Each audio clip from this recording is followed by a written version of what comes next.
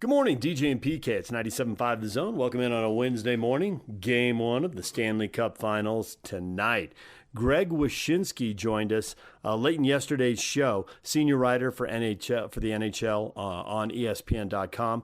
And Greg previewed the series for us, answered a few of our questions. Here's Greg with PK and me on The Zone. Greg, good morning. Good morning. How are you? I'm in Edmonton now. I'm looking out at a beautiful vista, which is a parking lot filled with construction vehicles. I am very much not in Fort Lauderdale yet, which I will be later in the series, but I am definitely in Edmonton. That was quite the vista you painted. I'm glad we can all share in the view there. It's not Hawaii, but what the heck? it's not the Maui Classic, that's for sure. All right, so we obviously have a new NHL team here, and it's going through a rebuild. So let's look at the Stanley Cup Final through the lens of a team that would like to get there one day, but is still probably a few steps away. What lessons should teams that are building learn as they watch this final? What can the Oilers and Florida Panthers teach us all about building a quality team in the NHL?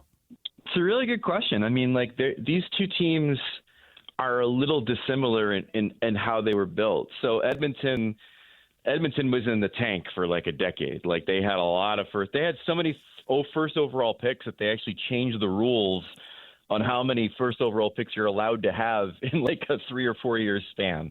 That's how many they had. A lot of those guys aren't on the team anymore, but Connor McDavid and Leon Draisaitl are. And they also drafted their best defenseman, Evan Bouchard, and their goalie, Stuart Skinner, and their second best defenseman, Darnell Nurse. Like there's a ton of players on this Edmonton team that are homegrown that they then augmented with veteran players like Matthias Ekholm and Corey Perry and Evander Kane and others. So that's one way to do it, which is to be horrible for 10 years and then eventually you land on a core that is as good as any we've seen maybe since Crosby and Evgeny Malkin in Pittsburgh. Florida, their best player is Sasha Barkov, their captain, and he was drafted.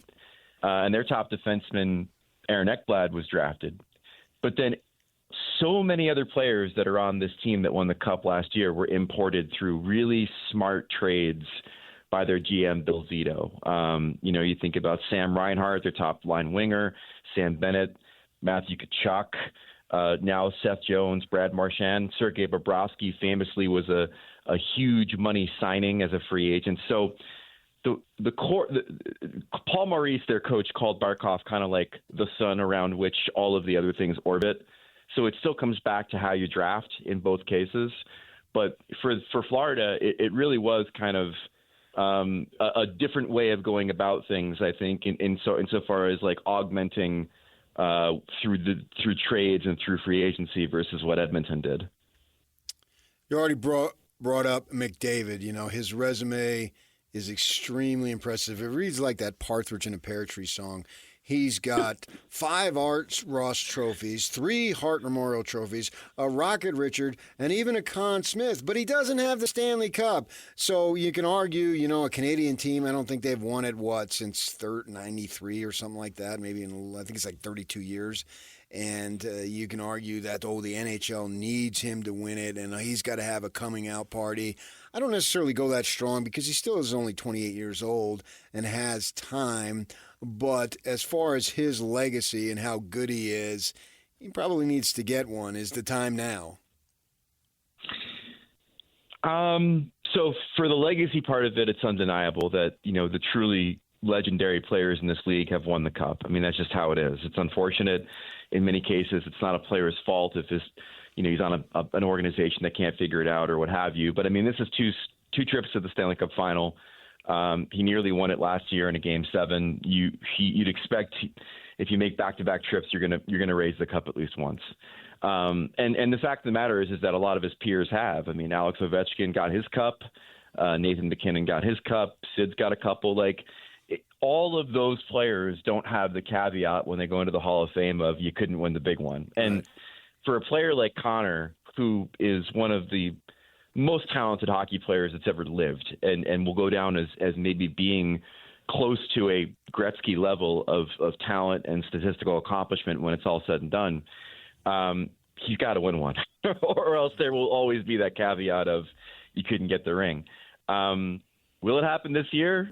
I don't know. I just wrote a piece on ESPN.com with my justification for picking the Florida Panthers in 6 games to repeat as champion.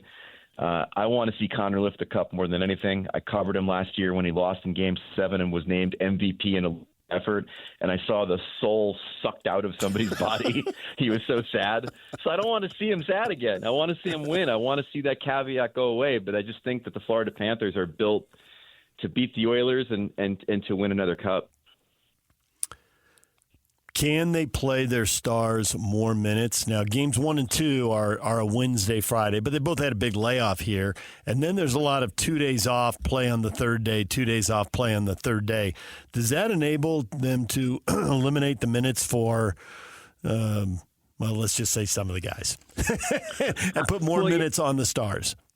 It's less about the time between games in the final than the time it took some of these teams to win their series. Don't forget, the reason we're playing the Stanley Cup final on Wednesday is because both these teams won in 5 games in the conference final. So that's really where the determination of ice time and the rest and how these guys are feeling is going to come into play is what did you do before you got here? And in the case of both teams, they've had some short series, which will certainly benefit their legs coming into this final round. But when it comes to McDavid and Draisaitl in particular, they're going to play until their bodies fall apart in this series as far as their ice time goes. And the key for having home ice advantage in hockey is you then get to determine the matchups on the ice. You get the last line change, and that's going to be a real key thing. It's the biggest difference between this year and last year in this matchup is that Florida had home ice last year. Edmonton has it this year. They're going to be able to find ways to get matchups that are beneficial to McDavid and Draisaitl, meaning that they can get one or both of them as far away from Barkov's line as possible, because that's really the one that you want to avoid if you're Edmonton. So you're going with the Panthers, as you just said, and I was looking, and they had a panel of like 23 people with ESPN, and 14 of the 23 picked Edmonton. So you're going against the grain in a sense. I am. I think I didn't know what my colleagues would do as far as their picks. I'm actually surprised it's not more people picking Edmonton. The whole thing kind of feels like their season. The fact that Connor and Leon didn't win last year and have gotten this team back to where it is. It's a better team than it was last year. They've really figured out how to play championship quality defense in a way that they hadn't last season. They limited the Dallas Stars to 4 shots on goal in the third period for 3 consecutive wins. That's something. That is a significant improvement defensively for this team. And so there's of like they're due, right? But again, I just look at this matchup and the Panthers are better too. I mean, they added Seth Jones and Brad Marchand. They've become more confident in what they do. I mean, winning a Stanley Cup is incredible proof of concept. And the most important thing in this matchup for me is that, Edmonton has a way of making you feel pretty bad about yourself when things aren't going right. Like Dallas kind of fell apart when they would get down 1-0 in a game, and they kind of fell apart in the third period when they couldn't do the things they wanted to do. Florida's got a real unique talent, and it speaks to their veteran core and their confidence in their game, that they'll just take what you give them, and then they'll take advantage of it. Against Carolina in the Eastern Conference Final, they scored consecutive goals within 4 minutes in every one of their wins, meaning that they just pounce on you when they're given the opportunity. So I think they're patient. I think they're smart. I think they're great defensively. And I think all that adds up to them winning the cup again. But I'd love to be wrong, because I'd love to see Connor lift the cup. Florida on 98 points and Edmonton on 101. And, the Jets were such a story with the way they started, and they finished on 116 points. And the Capitals pretty much went with them at 111. But does that ever matter in the NHL? I mean, is it just get through the regular season and just get some half-decent seeding, and that's good enough? I think it used to matter more under the old playoff format. Like when it was, this might be a history lesson here, but it used to be 1 through 8 in the NHL. So like the number 1 seed in the conference would play the number 8 team, and sometimes that syncs up now, and sometimes it doesn't. But it also means that you would have an easier path in the second round than you might have now, where you're kind of locked into playing whoever is the next team in your conference. So if you look at the Atlantic Division, for example, you're looking at the Boston Bruins, the Florida Panthers, the Tampa Bay Lightning. Like, these are three teams that have all won cups or played for cups over the last decade, and so that's really rough.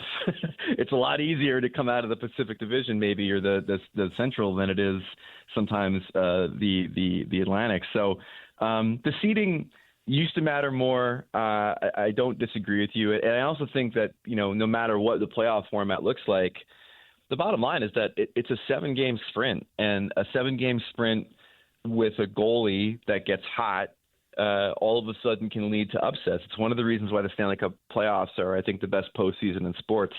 Not only the physicality and the quality of play and just the blood, sweat, and tears that go into this thing, but also the unpredictability of it, where it's not always, and traditionally has not been, the best team in the regular season that goes and plays for the cup at the end.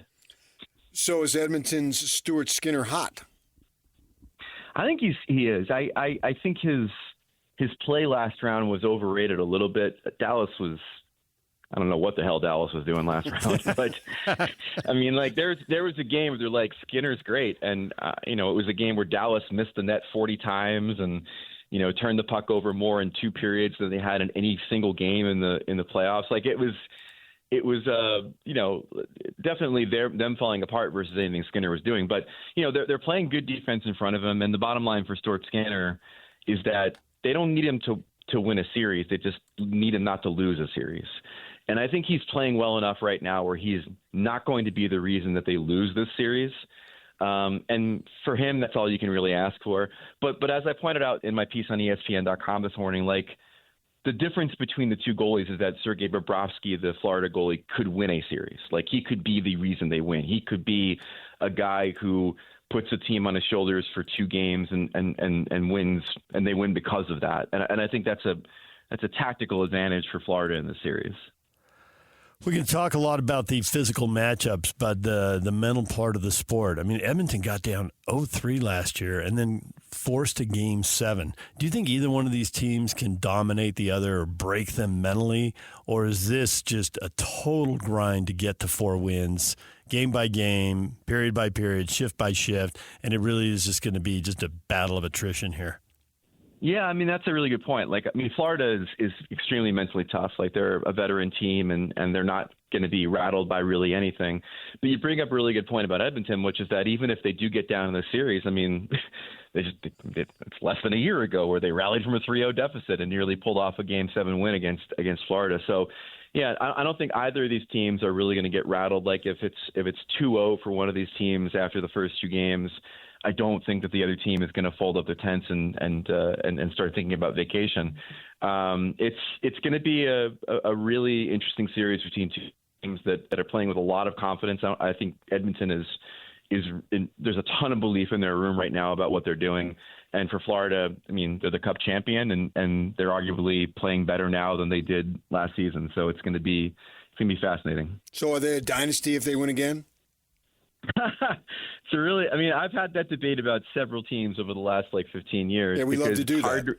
But it's hard to really define what a dynasty is under the salary cap. Like, I mean, do you have to win 4 straight cups like the Islanders did in the 1980s, or a bunch of cups in a decade like the Edmonton Oilers did? Or can you look at a team like the Tampa Bay Lightning, for example, who won back-to-back Stanley Cups, but then made the final again, and then before that made the conference final a few times? I mean, like, that's the closest thing to being dynastic that we have. But in the Panthers' case, again, it'd be back-to-back cups plus the trip to the final where they lost to Vegas. It's 3 straight trips to the Stanley Cup final.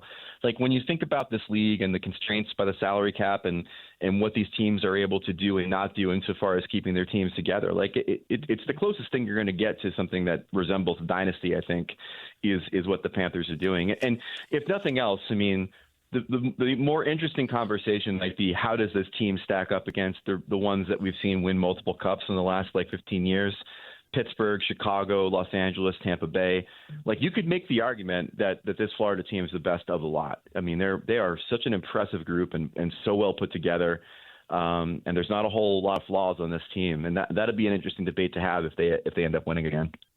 PK brought up the Canadian streak. That's to the negative. To the positive, man, Florida and Tampa Bay, a lot of Stanley Cup finals happening in the Sunshine State. When's the rest of the East going to break through and handle these guys?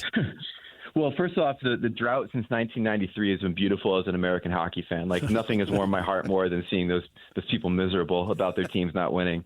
But it might come to an end pretty soon. I mean, especially if Edmonton wins.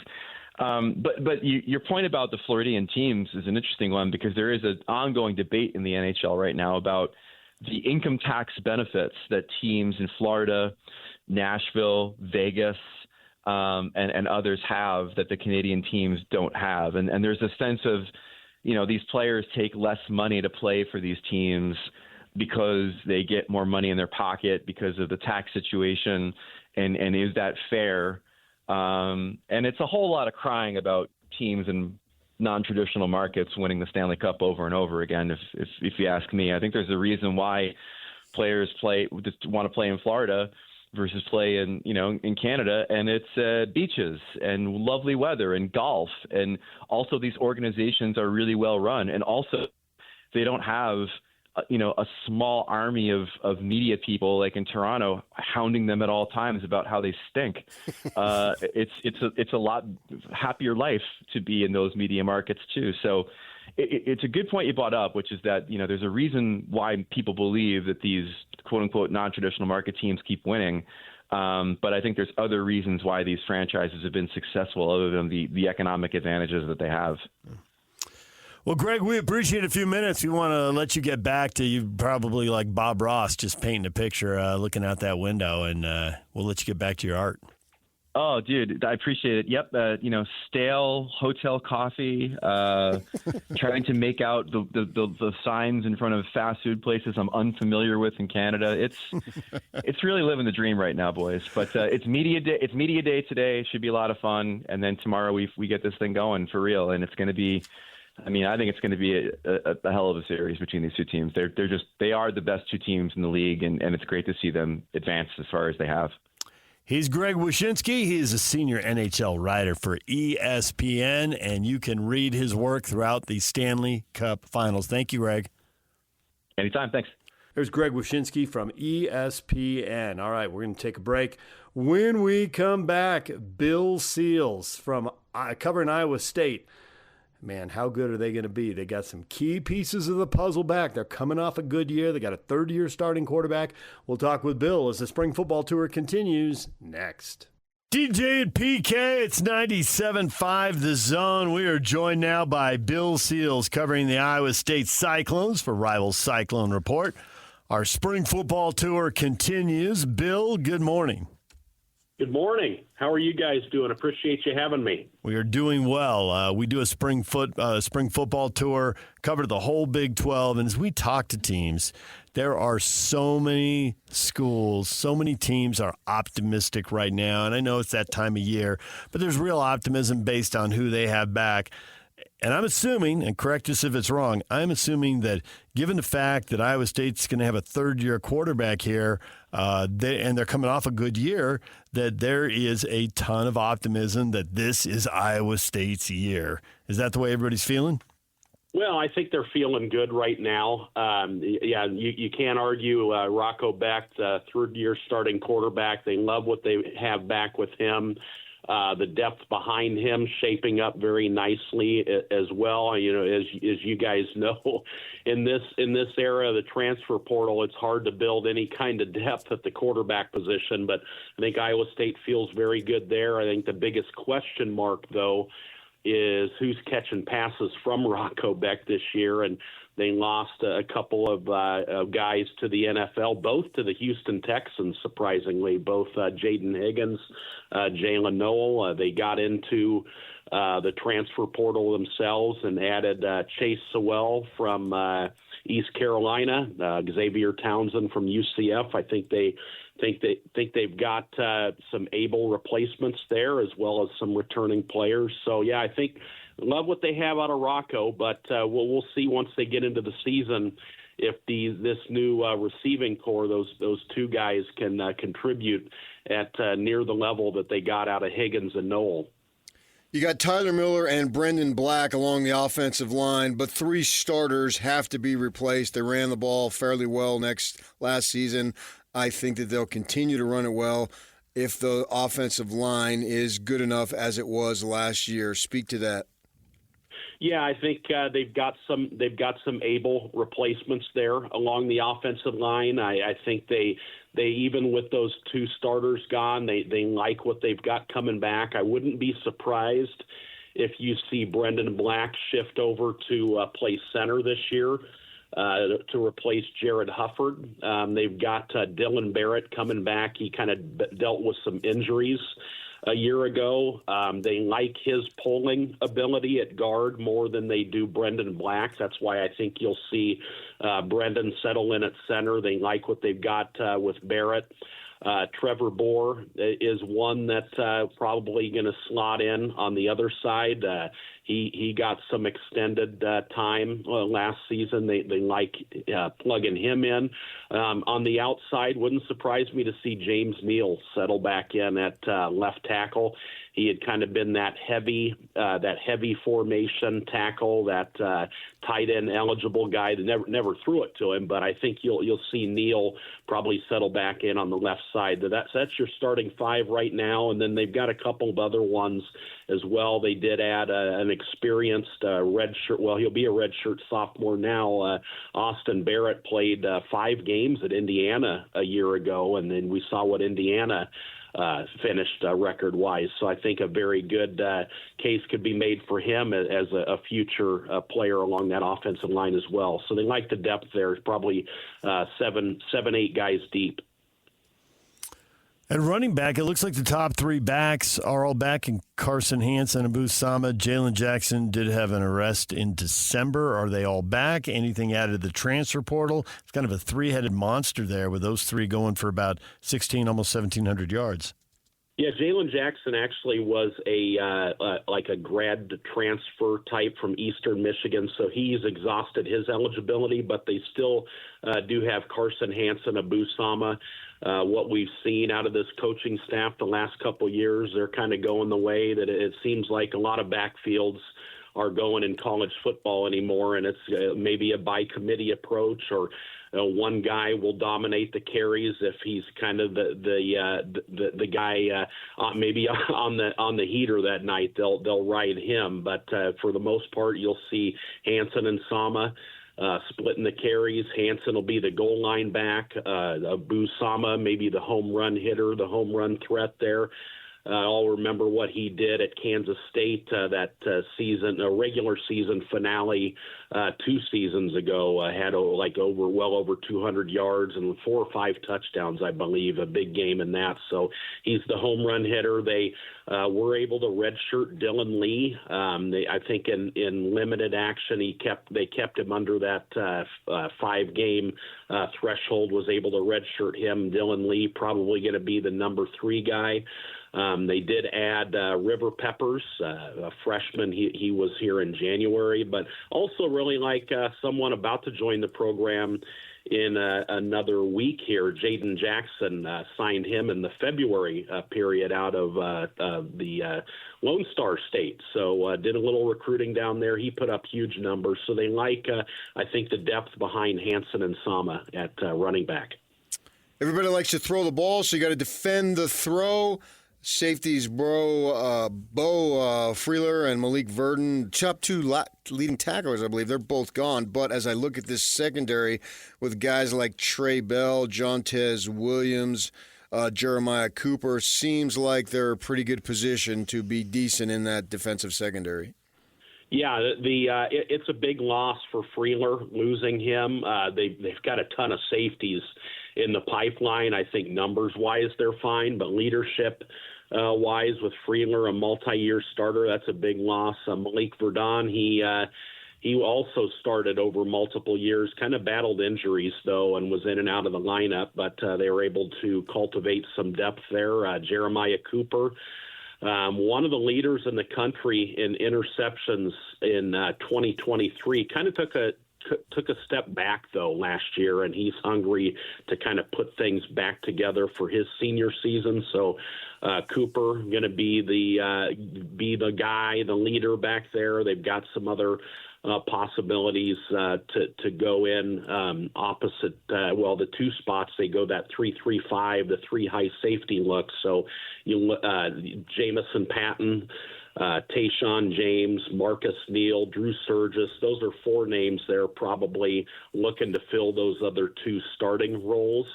At cornerback, they love Jontez Williams. He's back as a junior.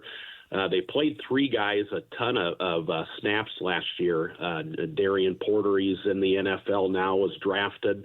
Miles Purchase was a multi-year starter. So there's a void there with those two guys moving on. They had three guys kind of split those snaps across two positions. So Williams going to be the clear-cut leader there. You mentioned Trey Bell a little bit in the lead-in. I think he's probably the guy that starts at that second corner spot, but they also like Quentin Taylor. He's another one, a younger player in the program, redshirt freshman. And David Coffey, he's another name we've heard a lot about as well. So four guys for two spots. Coaching staff, I think, still feeling pretty well at corner. When it comes to the pass rush, 16 sacks a year ago, J.R. Singleton had 4 of them, and he is now in the NFL with the Seahawks. So where does the pass rush come from? Well, it's been, to be honest, it's been a struggle. It's not. This has not been the pass rush team that they were when they had Will McDonald coming out, I believe, in the 2022 class or draft class. He's with the Jets now, and then really they have not been able to replicate that production in the 2 full years since. So, and they lost lost one in the portal in Tyler Onyedem, ended up at Texas A&M. That's a big void on the kind of that strong side defensive end and a 3-man front. So they're without him. Joey Peterson graduated. He'd have been the starting Leo defensive end, pass rushing end. So they look to replace both ends in that 3-man front. So Ike Eziagu played only 255 snaps last year, so his production dropped, but I think you'll probably see him step into a starting role, but they still want to see the best version of him, and he hasn't been able to put it all together just yet. Looking to do that going into 2025. They added a couple out of the transfer portal, Cannon Butler out of UNI, Tamatoa McDonough, Von Troy Malone. All three of those guys came in via the portal. Two came in January. McDonough will be here in another week to join the program. So they're hoping out of what they added in the portal and then Ike Eziagu coming back that they're going to be able to put together a better pass rush than they have the past couple seasons. Linebacking core, you get Caleb Bacon and Will McLaughlin. Now, Bacon missed all of last year. McLaughlin got hurt, I think, more than half of the season. So with those two guys coming back, maybe you need some more help, but you got a good start. Yeah. Bacon played 5 snaps. He was a break guy that the whole off season, the whole training camp. This was gonna be his breakout year. Gets hurt on the 5th snap that he played in the season opener, was out. So I think they're again expecting big things out of him. He's ramped it back up. McLaughlin, he had back surgery going, I believe, in August last year, and also had been dealing with one other injury as well. So they had got McLaughlin back, and I think they felt good where he was trending towards the end of the season. He was starting to show signs of being his old self. So I think between Bacon at the Mike, Will McLaughlin at the Sam, there's going to be probably a training camp battle that we cover. Cooper Ebel at the Will. He played the most snaps of anyone. Kind of was the one guy that didn't get hurt at linebacker, it seemed like, a year ago. And then they've got Carson Willich. Last spring he tore his knee up, And he, going into spring, was going to be the projected starter at will. So he's back now, looking good. So I think between Ebel and Willich, there will be a training camp battle there to see who starts. So, and then in lieu of just all the injuries that they had, I think they feel good about really a 3-deep even at linebacker right now, just with all the players that were pushed into action a year ago, and then those ones coming back off of injury. It sounds like the questions are at wide receiver, as far as position groups, wide receiver, defensive line, and linebacker. Is that 100%. True? And if so, which one looks like a weakness? Because there's never a perfect team. So which one's the biggest concern? Yeah, I think defensive line, most definitely. I think they feel good about what they brought in out of the portal at wide receiver. If there's anything about this coaching staff we've seen under Matt Campbell, is that they can identify talent at wide receiver in the transfer portal and even as transfers. Xavier Hutchinson, a name they added out of a JUCO, and Jaden Higgins was a transfer portal guy. So they've shown that they can evaluate players out of the portal and as JUCO transfers. So I think they're happy with what they've got there. We just haven't seen it on the field yet. Linebacker, I think that'll return to actually being a strength, I think, assuming this position stays healthy. Bacon is going to be a big-time player for them. I wouldn't be surprised to see him playing on Sundays here in another year. So big-time player there, and they've got some experience. So, but yeah, again, defensive line, that's in a 3-3-5. You've got to be really good up the middle, and then you've got to be able to get some guys that can generate some pressure against the quarterback, and they have not done that. They've tried to address it out of the portal. On the interior of the defensive line, we didn't talk about Dominic Orange. He's a guy they're looking for more snaps out of this season. And when he's been on the field, he's been really good, but they want to get more out of him going into his senior year. He's another guy, and you'll see him get drafted, I think, next April. So they want to get more out of him, and they got to stop the run. And in a 3-3-5, it all starts in the middle, and they've got to be really strong, and they've got to be a better pass rushing team. So I think most definitely it's the D-line that remains the biggest question mark. All right, well, Iowa State, Baylor, Texas Tech, ASU, BYU, and Utah. There's optimism everywhere. We'll see how it all pans out. Bill, we appreciate an early look at how things are shaking out for Iowa State. Thanks for joining us. Yeah, appreciate it, guys. Have a good day. All right, Bill Seals covering the Iowa State Cyclones. When we come back, we shift gears from college football to the Utah Jazz. Austin Ainge, the new president of basketball operations for the Utah Jazz, joined us on the show yesterday in the 8 o'clock hour. We'll play him for you early risers. You'll hear that conversation next. All right, DJ and PK, time to welcome in Austin Ainge, Utah Jazz president of basketball operations. Austin, good morning. Good morning, guys. Does that sound weird? Have you adjusted to that yet? It does feel weird. It does feel weird. I'm just happy to hear you guys are still in the air all these years. Congrats. It's amazing. So we get that a lot from people who come back. I went over to talk to him after the press conference and told him that. And seriously, PK looks at me and goes, no. Like, yeah, here we are. I was surprised you guys are both alive. Oh, nice. Thank you. Hey, we're younger than your father, big guy. And you look great. Not by much. So you made the news, you answered the question everybody wanted to hear, but that leads to a whole series of questions. Are the Jazz going to tank again? And you're very definitive in your answer there. It's already clipped in our system, and I think Yak's already played it like 3 times this morning.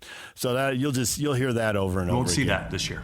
There it is. You won't see that this year. But people wonder what that means, and I know you can't show all the cards right now, but the team could get younger. You know, you could make moves, and younger teams don't tend to win a lot. The team could win a lot more games. When you say that, what are you thinking? Where do you want to see the team to go this year? How is this likely to play out? Because taking you at face value, it could still play out several different ways. Yeah, and I think we have to keep all of those different ways on the table. The optionality, we have to find value, and we have to make smart moves. And so I don't know how it'll play out, to be honest. It's still too early. We'll have to see what opportunities present themselves to us. But if you go back to the question that was asked before that soundbite, it was asked in a specific way, and I responded to that. We're gonna fight to the end. We're gonna let the group, that whatever group we end up with, fight, and we're gonna let Will Hardy fight and try to win and improve, and we're gonna do everything we can every night.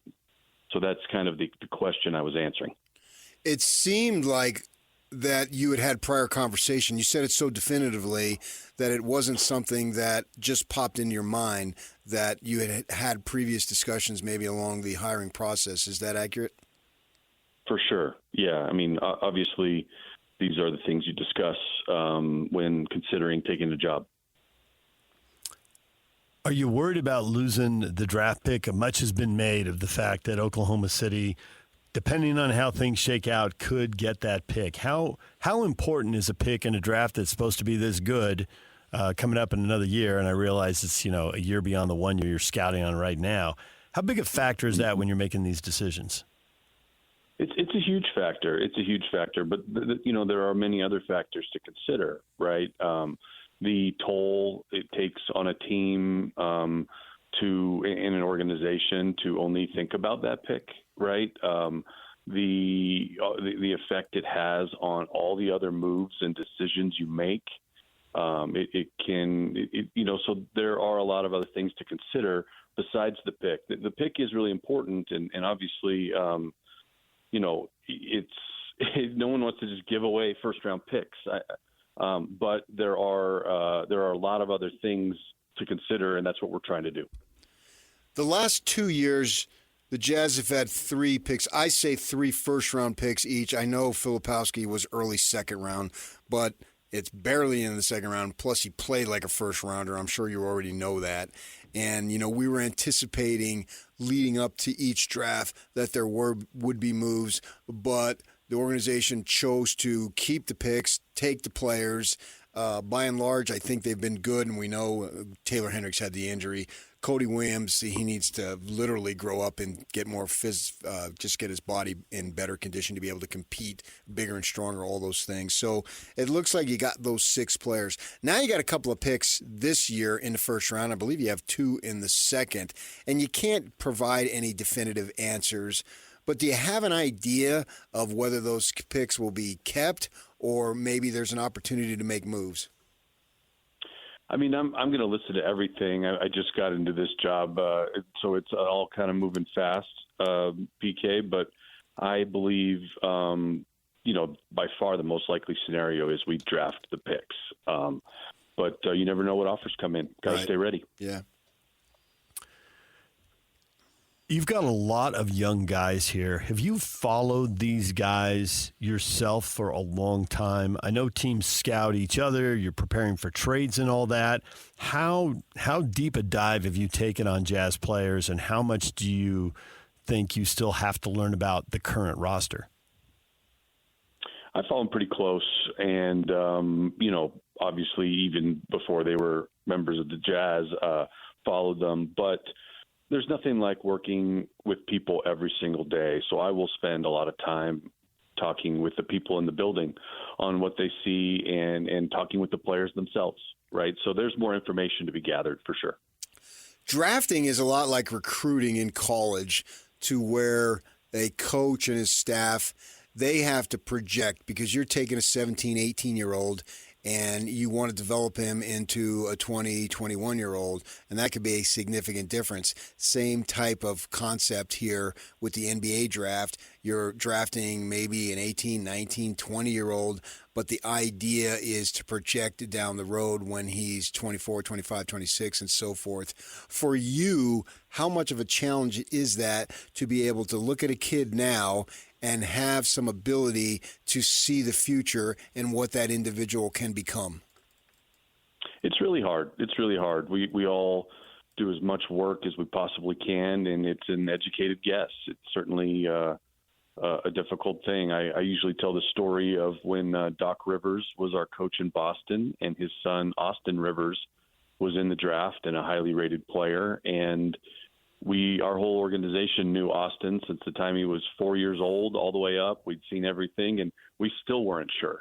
That's how hard this is. And that's why building an NBA team, you have the draft, which is hard. You're going to have some misses. It's kind of like hitting in baseball. The worst is 250 and the best is 350, right? It can be that narrow. Anyway, it can be that difficult. But you have trades and you have free agency. And so you have to kind of use all the tools to build the team because the draft is so uncertain. This is, an odd one-of-a-kind situation here with you following your dad, and already so many people have moved from one organization to another. But are you coming by yourself? Are you bringing other people with you? Should we expect more staff changes? No, really happy with the staff here.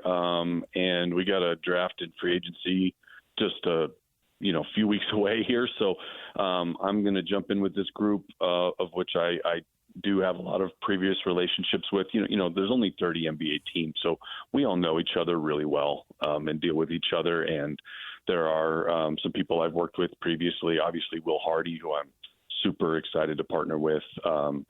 And he has a few people on his staff that I worked with in Boston, including Joe Mazzulla's brother, the assistant general manager of the Jazz, Shane Fensky, I worked with for many years in Boston. So anyway, there's a lot of people and a lot of great people to work with, and I'm going to just roll with this group and figure it out. Do you look for specific things when you're drafting a player, whether that be height, length, jump shot, I don't know, whatever goes into it?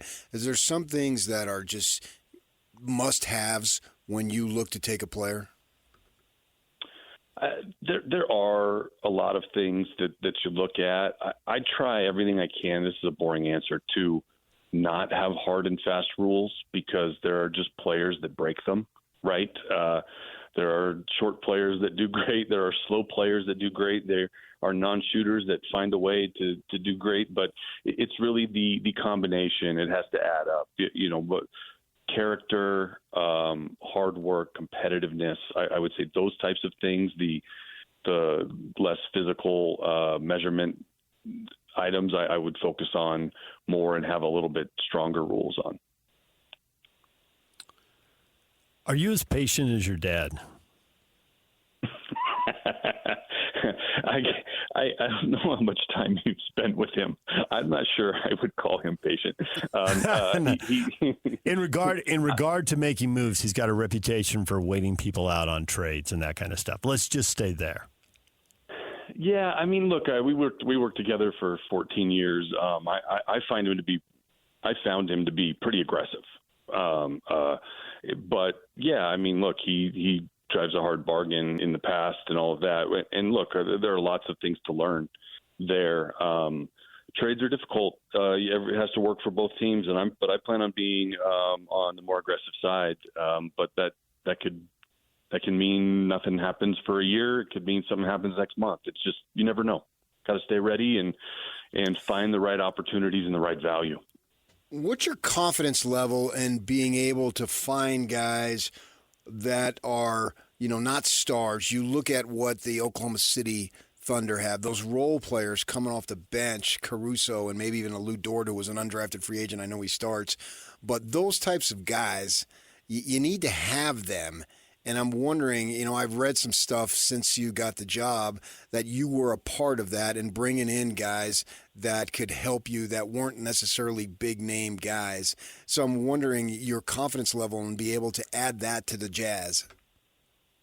That's a huge part of the job. And the other part that you didn't mention is the development by the coaching staff. Sure.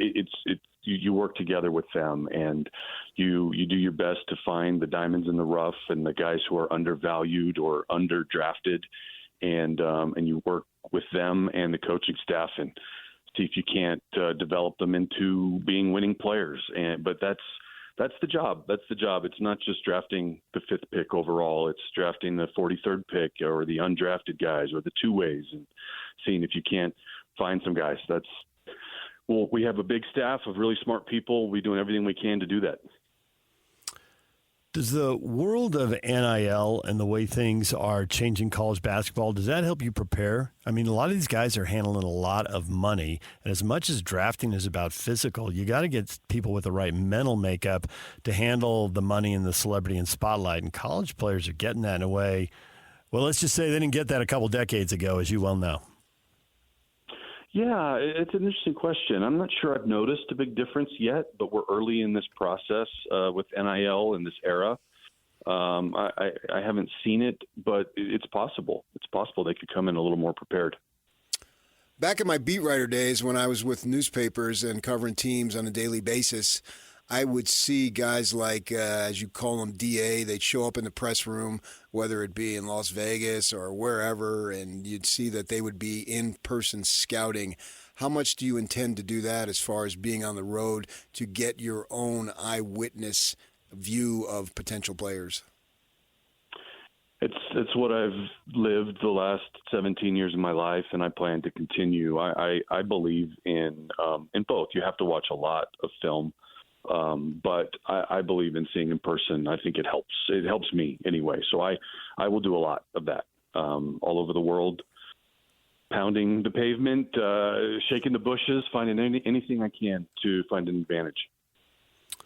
The Pacers were in the lottery just a couple of years ago, and obviously we haven't had had 6 different champions in 6 years.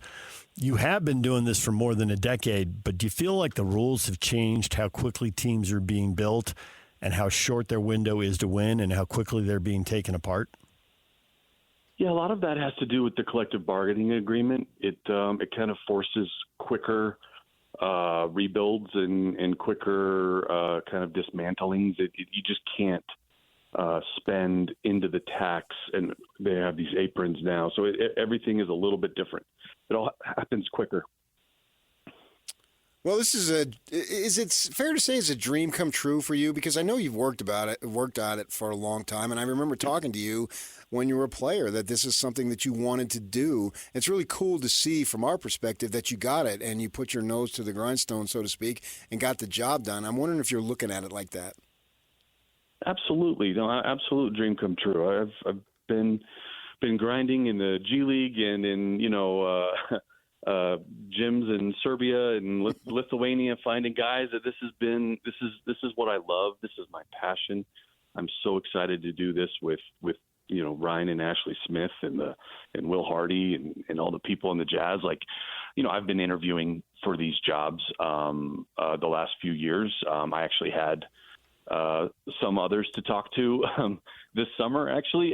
Anyway, I've been exploring and looking at these opportunities, and this one just felt right because of the people involved and the timing in my life. Well, Austin, congratulations and good luck. And later this month, we can't wait to see what you do with the draft. Thanks, guys. Good to talk to you again. There's Austin Ainge, DJ and PK, proudly presented by our title sponsor, Black Desert Resort, Utah's premier golf resort. Coming up next, what is trending? The headlines. Stay with us. It's time to get your morning started with the news you need to know. News update. This is what's trending with DJ and PK. Hashtag NBA. Today, big market and small market has been over. Social media will carry it. The way the guys play will carry it. Shea versus Tyrese is a good matchup. We've got 2 young teams, running teams that shoot a lot of threes. So, everybody wants it to be in New York and LA. Well, apparently those teams ain't good enough for it to be there. So, this is the way the cookie crumbles. That's the way it's always been. So, small market, big market, we want to see the best teams there and the best players. Shaquille O'Neal dismissing the whole, woe is me, small market NBA finals. Best players, best teams. Who's got whoa? People who want to see Lakers Knicks or Lakers Celtics or Warriors Knicks. Over a basketball series? Yeah. Really? He doesn't want to hear it. Pacers delayed in arriving in Oklahoma City. Severe weather. Had to land in Tulsa, refuel, finally fly into Oklahoma City. Well, they're there, and game 1 is tomorrow night, and we'll get that thing going. I once was coming back from Mexico and had to go through Denver, and we circled because it was high winds, and they were running out of gas, so we had to go to Albuquerque to gas up. Got back to Denver and went through customs, and then, of course, missed my connecting flight. Then they say, oh, you can go to Las Vegas. It's like 9, 10 o'clock at night. And we get into Las Vegas, and there's no flights to Salt Lake. There never was any. They totally screwed us. They just flew to Las Vegas and left you so there. I get there, and I'm at the counter, and I tell the guy, he says, well, we got a flight at 6 a.m. And I said, well, why did you guys fly me to Las Vegas? And he said, oh, we didn't. You just wanted to come down here and have a free night on us in Las Vegas. Oh, yeah, that was the plan. I went nuts. Nice! Lit him up, huh? Oh, yeah. And I did. And he took off, and I was right in his face. And he says, and you know what, too? Since you've been doing this to me, I'm going to take you off the list on the 6 a.m. You're not going to be on that flight. And I was probably the maddest I've ever been. Excluding a couple times with you, of course. And I went nuts. At this point, it's like 1 o'clock in the morning. And sleep-deprived you is pretty rational and ready to go. Let's go. Yeah. And so I said, well, screw that. We got a car, drove to St. George, slept there, and then drove home the next morning. And this would have been like Saturday or Sunday. Monday morning, first thing after the show, I called the airlines, and I was livid. And I don't know what they did to the guy.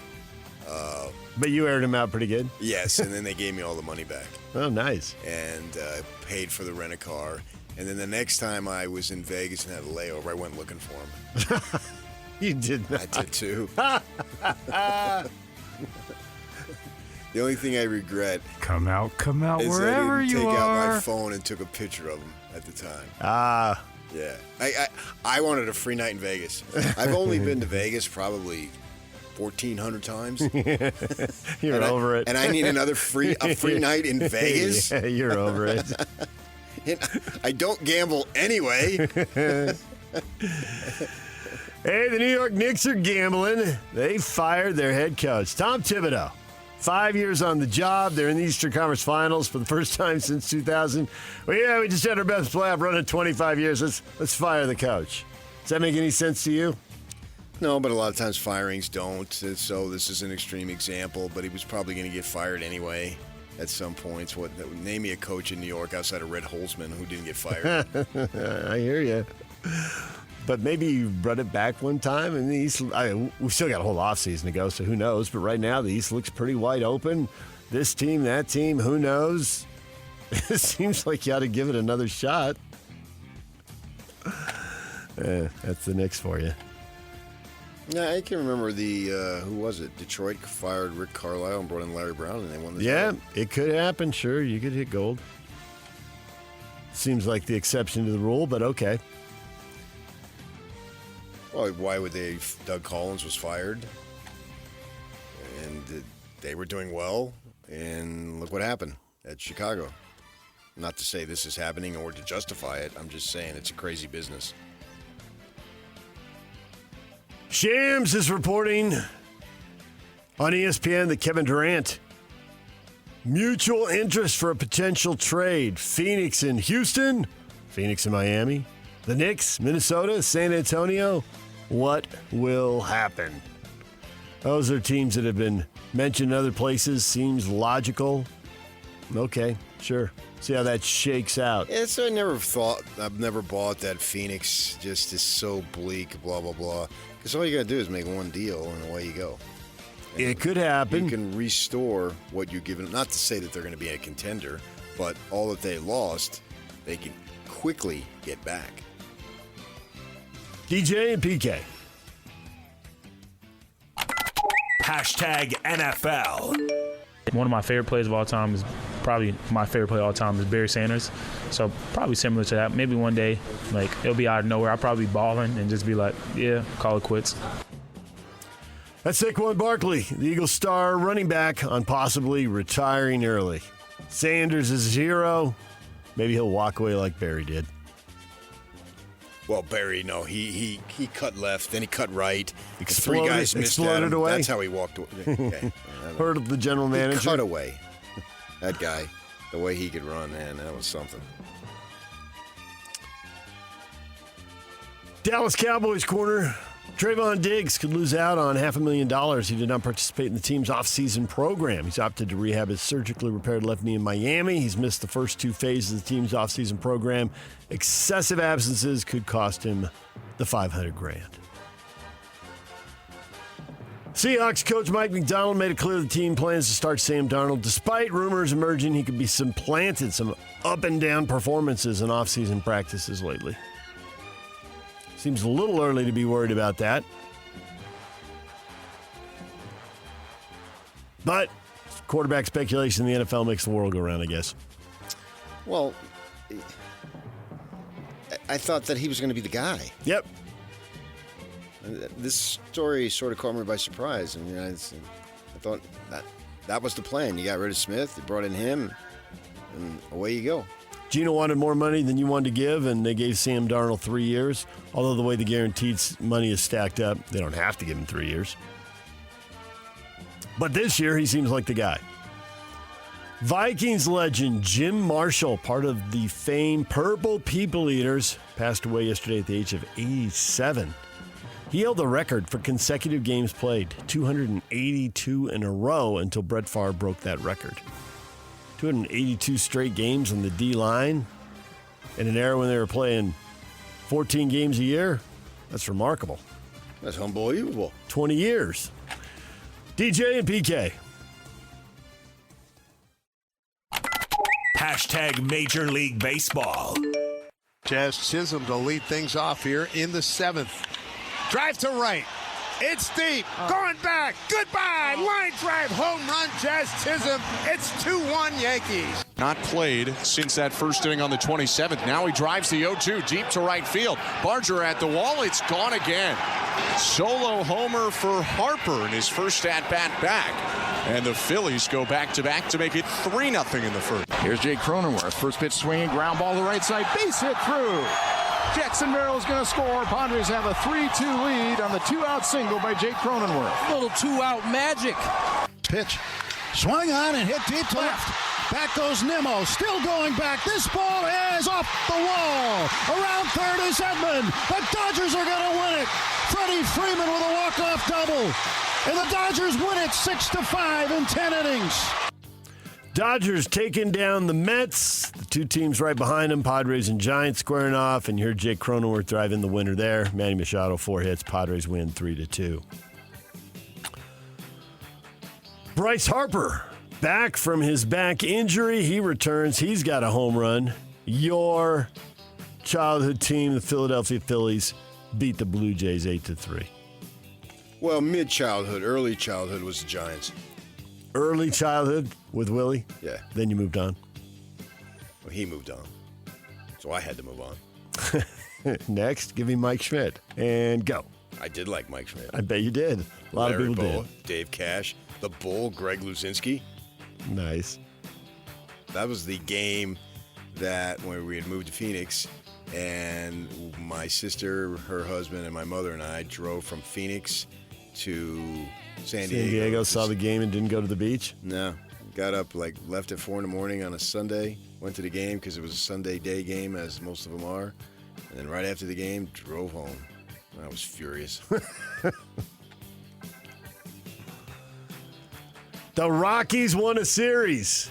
22 series ago, they won a series. They're back, baby.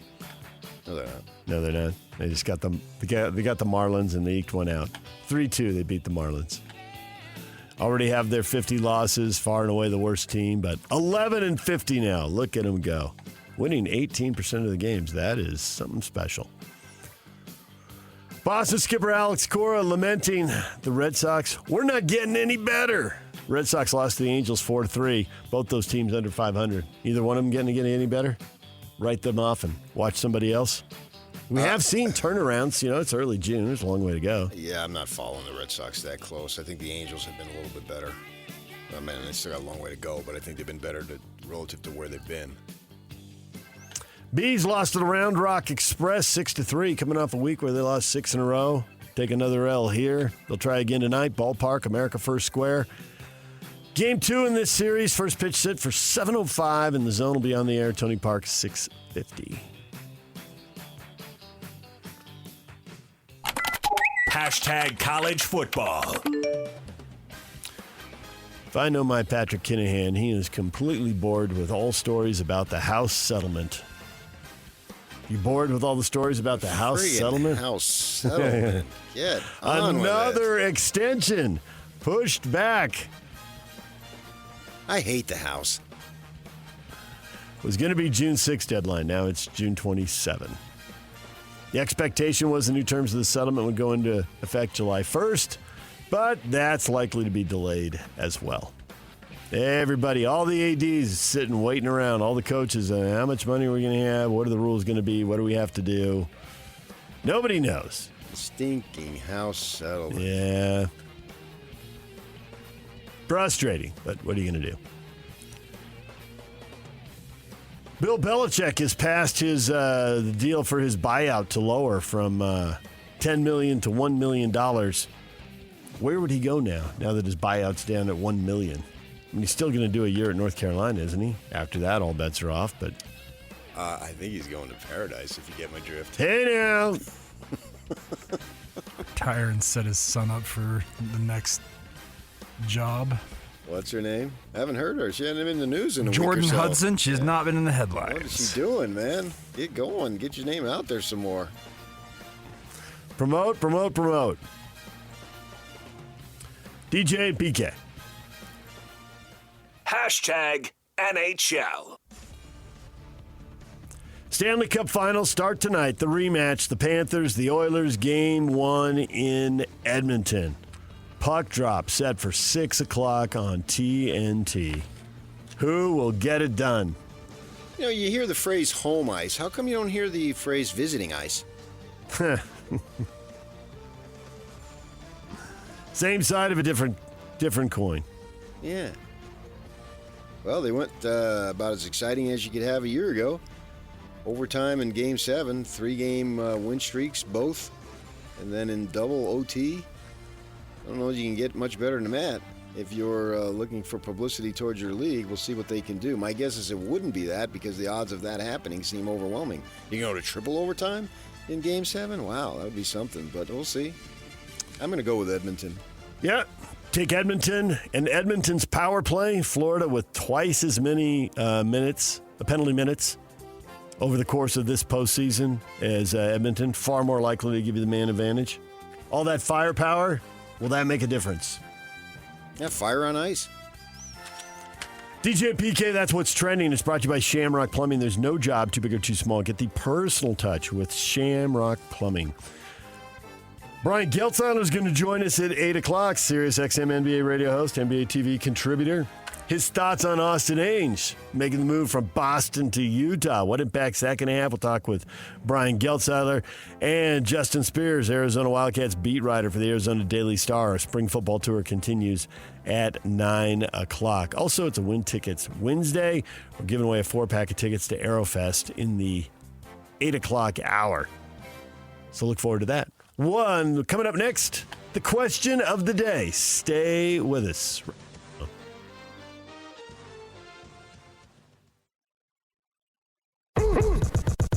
Ladies and gentlemen, may I present... This is JJ and Alex. Austin Ainge announced as the president of basketball operations for the Utah Jazz. They've got a lot of work, obviously. There's not just a lot of work to be done. There's a lot of years to have to figure some things out. This is not a business-like position. This is a personnel position within the organization, and that is to say, hey, look, we have got to get the right personnel in the building. We've got to figure this thing out. We've got to find exactly where it is that we want to put ourselves. This is a big loss for the Celtics. He played a big big role in helping assemble the roster that they currently have. Brad Stevens runs the day-to-day operations of the Boston Celtics, and it says a lot that Brad could have sent Danny's son packing a long time ago if he didn't have value. Instead, he made him the assistant general manager. He helped build that roster that won an NBA championship last year. He has earned the place where he's at in the NBA today. Catch JJ and Alex afternoons from 3 to 6. Presented by G2G Bars on 97.5, the KSL Sports Zone. Oh, I'll come back, and your customers will come back. They will flock to your business if you do this one thing. I want to be your endorser. PK, yes. Yeah, all you got to do is text PK to 57500, and the sales staff will be in touch, and we, you and me, can have pretty much the rest of our lives a professional business relationship that will blow your mind. You understand what I'm saying? Of course you do, because I'm saying it. So you text PK to 57500. You got a business you want to advertise, and away we go.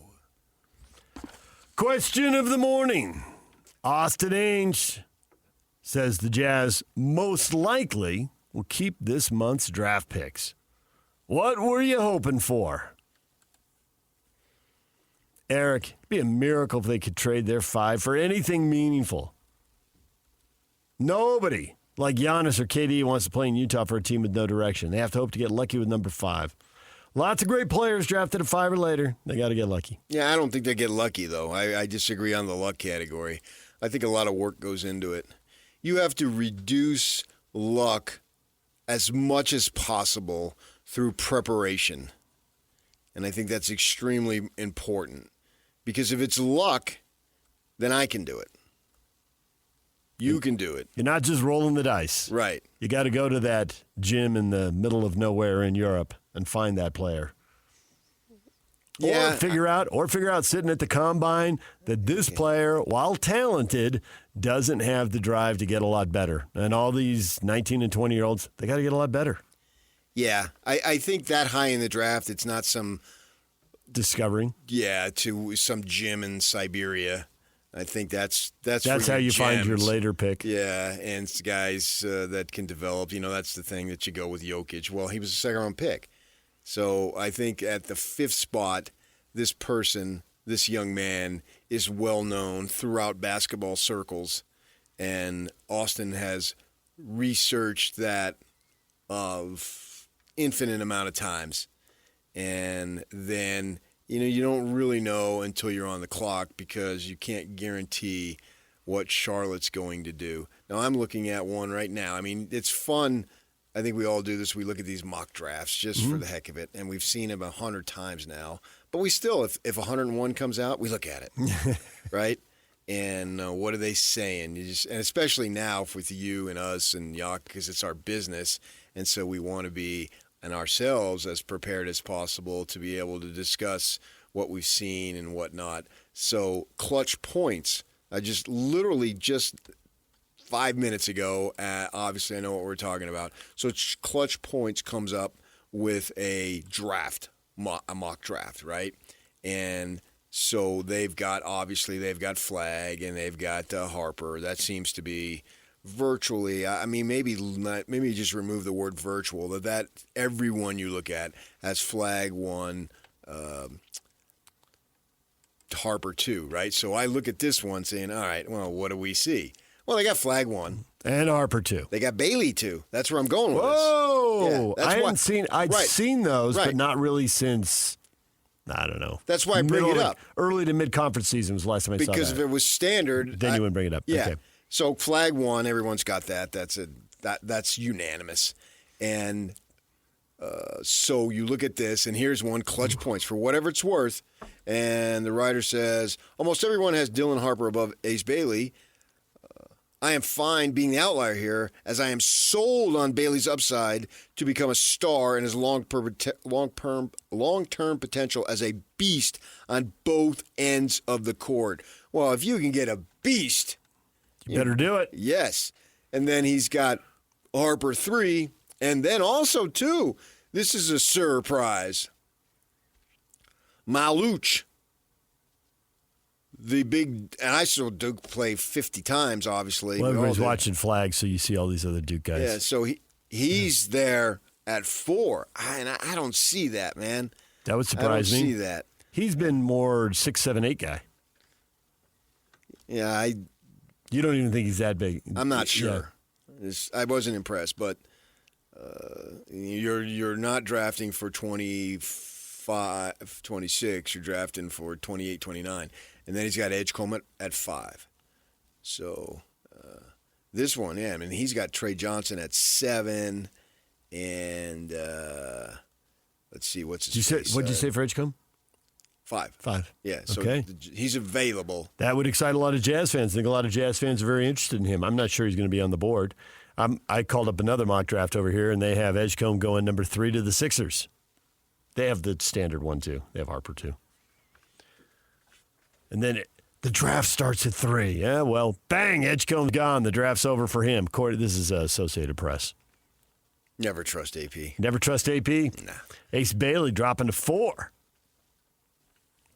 And they have the Jazz taking Trey Johnson at 5.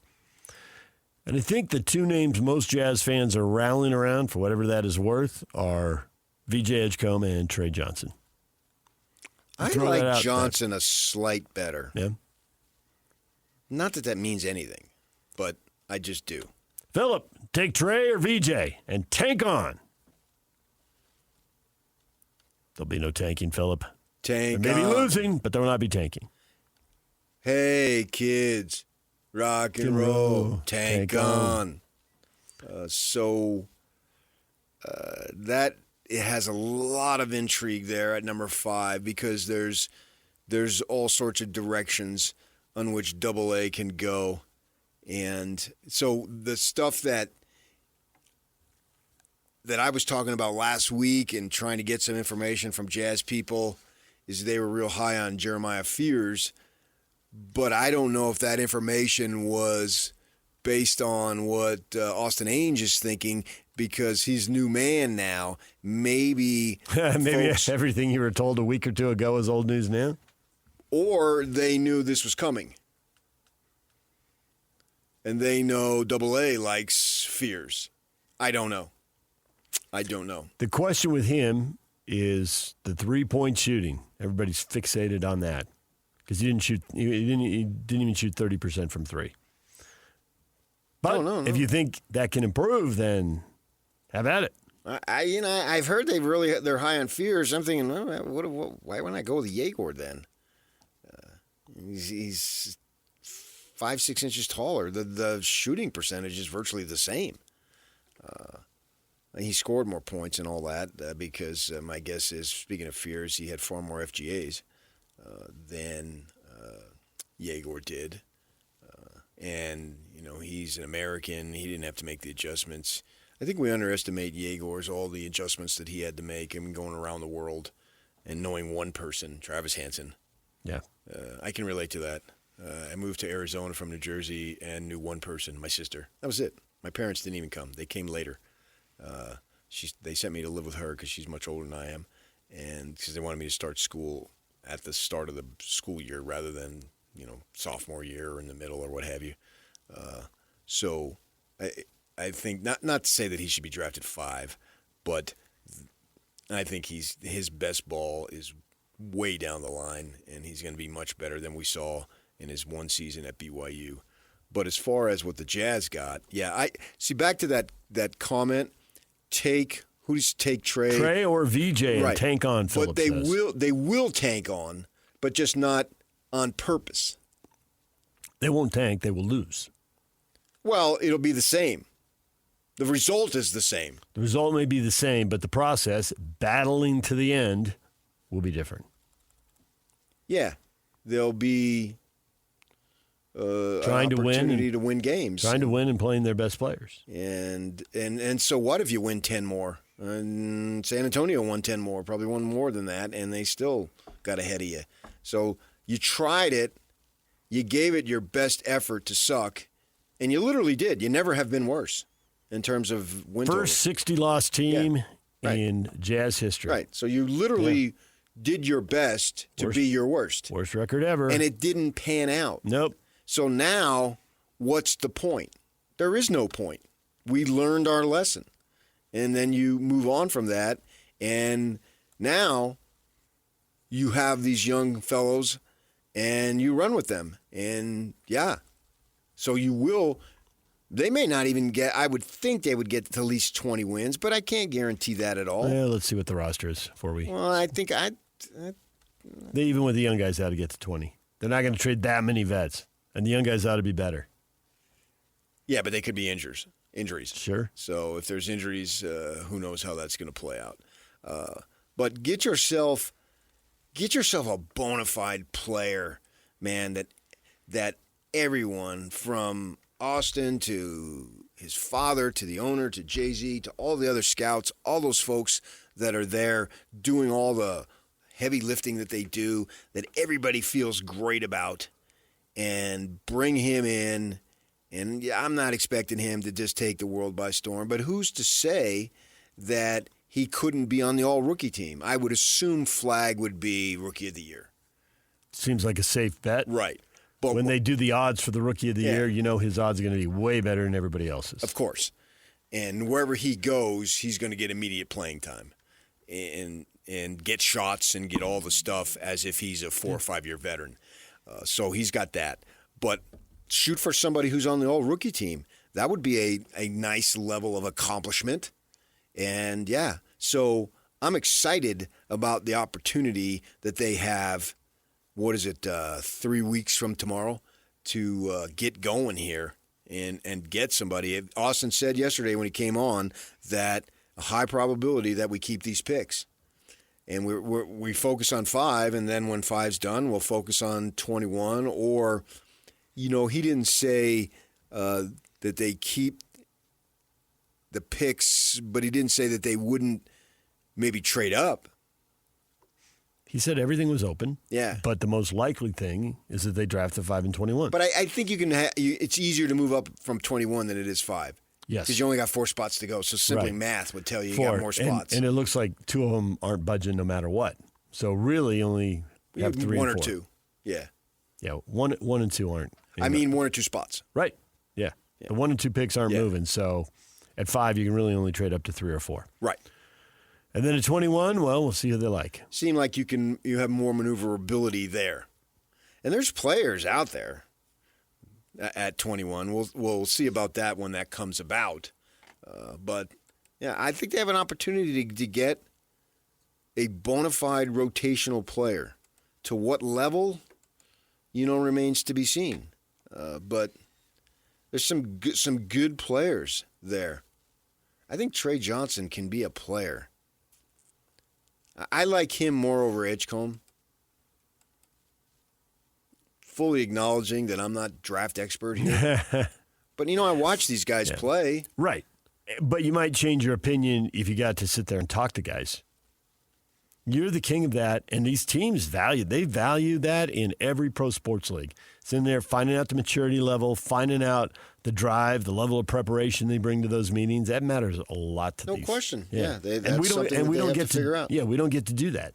And I think that's key when you're trying to project, okay, yeah, we can look at film and decide who's better now, but we know all these guys have to improve, so who's going to be better in 3 years, and 5 years, and 10 years? I still think it's going to be Trey Johnson. That's the guy. You're feeling it. Yeah. Right. Compared to Edgecombe.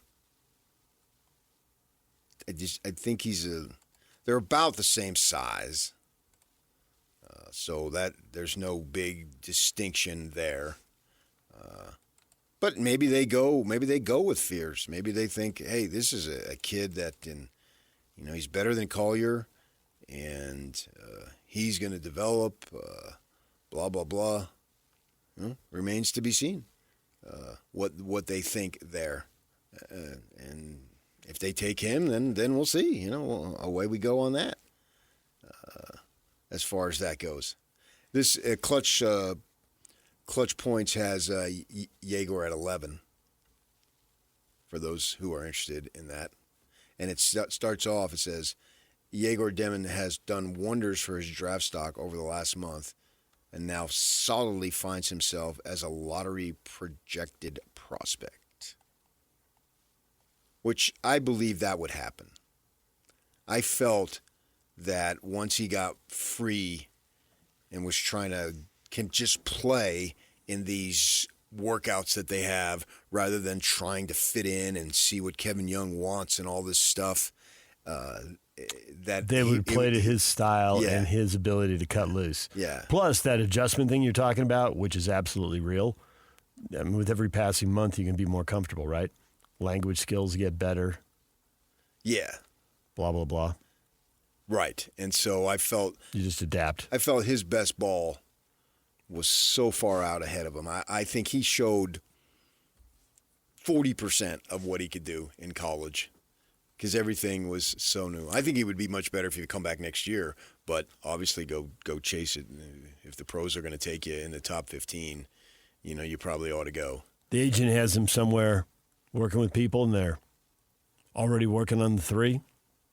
Oh, yeah, obvious. It's obvious what he needs to work on and what his strengths are. And as long as he stays 6'9" and can pass it like that. Yeah.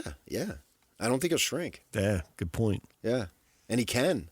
And that'll get better because they played one season, but really they only played about a half a season because the first half was so disjointed.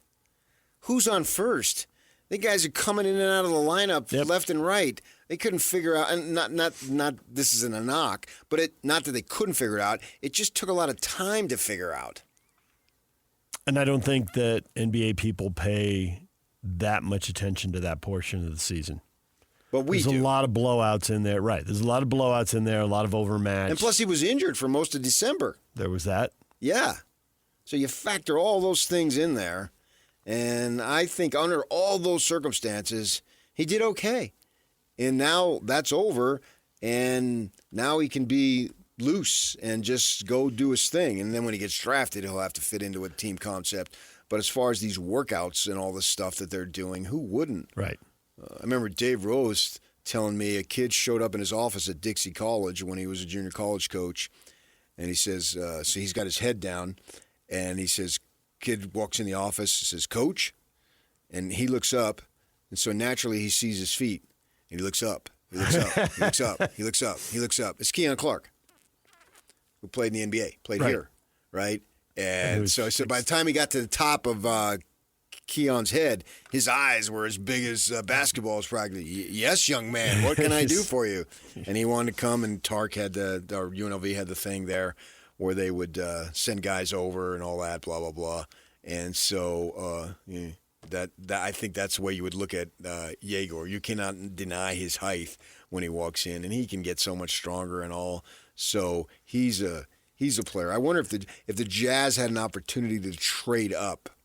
It seems like he's worked himself beyond the late first round, the 20s, that he's going to go much closer to 10 than he is to 20. We're also getting into the time of year where they start to have interactions, interviews, and maybe the combine, there was some time for people to get to know him. And we've always said that, well, he's going to help us draft stock when he gets to that. Some people just have that charisma, whatever, they come across, and that stuff matters. And that can bump you up. And I think Edgecombe and Trey Johnson will do that too. Because these guys have known for at least 3 years that the NBA was a likely destination. And so they had to play the game and go to college. It's required of them, right? So they did it. And especially now with the NIL, there's no need to go overseas or go to these other places where you can make money because you can make money right here in Texas and Baylor. They both got money. And what's his face, Aranda, they asked him last year, "Wow, it looked like you had your best recruiting class." He's a football coach at Baylor. You had a real good recruiting class. Yeah, we're paying him now. That's exactly what he said. Remember that? So implied in there is, I want to get these guys all along. And we weren't paying them, and other people were. Yeah. So we're giving them money, so these guys can stay in college for that year. At least now, I think they ought to do away with it. And if you want to go out of high school, you can go. But at least now they're being compensated to where they're not missing out on a year's worth of earnings. And then you can argue they can get more in that 1 year than they would have gotten in the NBA salary-wise. But I think both those guys will show well in all the interviews too. Is everybody cooled on Kasparis Giakoumis? It appears to that level, yes. And I did too. I was really enthralled with him early in the season. Not to say that I think he's going to stink, but I cooled on him a little bit myself as I watched and made it a point, because it's the winter. I got nothing else to do. This is work. And to watch Illinois as much as possible. But I do think he can be a player in this league, man. But his shooting was not nearly good enough. 20%, I think it was, from three. Now, his field goal percentage was much better. I think he was over 50. He was in love with off-the-dribble threes, and he was not good at shooting off the dribble. And that really drove down his three-point percentage. But he took them. The way I was watching him, it's like he was playing to show NBA people. It wasn't necessarily within the framework of Illinois trying to win games. It was, this is what I have to work on, because he's a strong, rugged kid. You know, he's already got an NBA body. Yes. And Cody Williams will have to work a couple of years to get built. Yeah. And he is a player that, you know, he came here to be coached by Underwood over there at Illinois, because he's an excellent coach. He's highly regarded in coaching circles, from what I understand in my conversations with people who know way more about it than I do. And so I think that was a conscious decision, in the way that Yegor was with Kevin Young, and in the way it appears that some of these other guys that the Cougars are getting, DeBonsa and these guys, that, okay, he can prepare me during this short time we're going to be together to get going for my professional career. And I think that's the same thing with Underwood over there in Illinois. And so I still think he can be a player. It's so hard to just slap like long-standing reps on these youngsters. And you don't know how you don't know how they're getting coached. And I wondered that watching Illinois games, because he was physically developed, and at the times when he did attack the hoop, I thought, why are you taking off the dribble threes? You can beat these guys. You can get into the paint and beat these guys. And now maybe they're college kids. I know. So. I know. And so, but it's like you said about Igor. If you put him in these scrimmages they do, whether it's 2-on-2, 3-on-3, whatever, I think they very rarely go 5-on-5 this time of year, if at all. But you know, does he attack the hoop more? Can he be coached to do that? And maybe he won't have that advantage in the NBA, as Locke loves to point out. You know, top 200 players in the world, everybody's a lot bigger and a lot better. But watching those games, they just kept thinking, put your imprint on the game. Let's go. And off to dribble three, clank. But he just turned 19 last week. I hear you.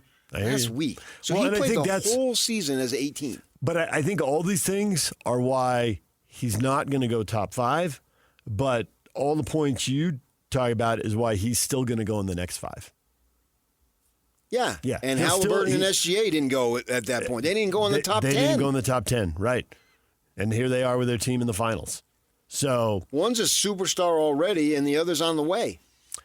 DJ and PK, it's 97.5 The Zone. Brian Geltzeiler, NBA radio host, coming up at the top of the hour. We'll talk with him about Austin Ainge, the move to Utah. What does it mean for the Jazz? Stay with us. This is Jake Scott and Ben Anderson. Tyrese Halliburton absolutely is having a coming out party for sure. But is he a traditional great player on a great team? I don't think so. I'm with you. And I love Halliburton. And I wonder if that's just where the NBA is headed, and we're going to have few of these true superstars, which I think you take on that label because you win a lot over a sustained period of time, and I just wonder if it's not going to be a sustained period of winning for anybody in the NBA. Because it's basically impossible. Like the Nuggets are finished. The Pacers are not going to be in the finals next year because they're going to lose Miles Turner, or they're going to pay him $1 zillion and can't pay anybody else. Probably, yes. we talk about windows and things like that. This is the window for the Pacers randomly. Yeah, this is it. I said this is going to be the playoff run that Donovan Mitchell laments for the rest of his career because the window is open. And these other teams are letting it get away. Hear Jake Scott and Ben Anderson every day from 10 to noon on 97.5 The KSL Sports Zone. Artist of the day, obviously, Bruce Springsteen. Born in the USA, the album debuted on this day in 1984, and it's brought to you by Live Nation. For all the live concerts and events in 2025, check out livenation.com. Yeah, then it was on at that point. Although he had been on the cover in Time and Newsweek. In the 70s. Yeah. That was more like the peak of his career right there. The peak of his popularity. Then it was. It just exploded to. That's when he moved from arenas to stadiums, right? Yeah, just incredible heights at that point. There was no turning back. Got more people weighing in on the Utah Jazz. Austin Ainge says they're going to keep this month's draft picks. What were you hoping for? Chris, truly a miracle, or just almost anything right now? Chris just wants some hope. I got to admit, I was hoping for a little bit of a faster pace, that they would make a blockbuster.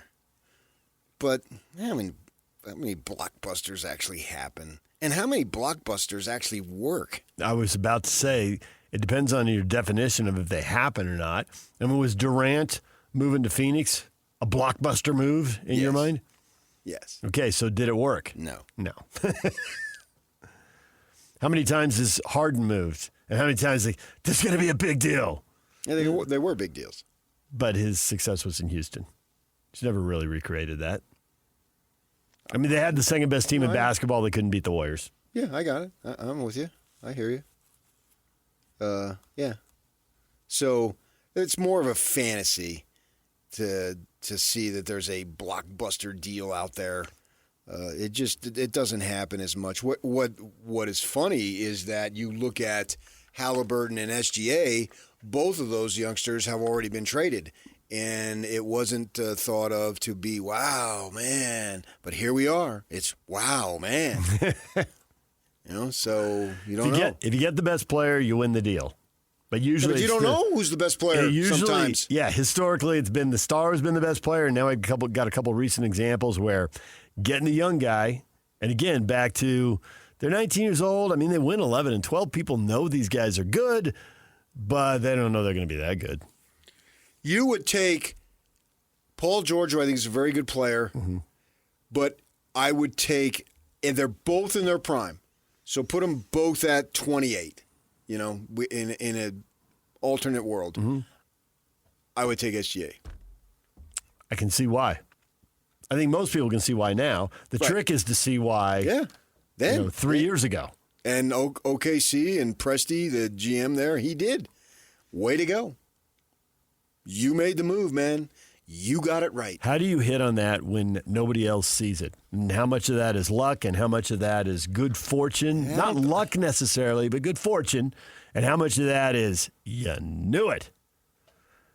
I mean, the Jazz hit on Stockton and Malone. That's why they had their glory years. They hit on them in the middle of the first round, and the Bucks were in basically the same territory in the draft when they hit on Giannis.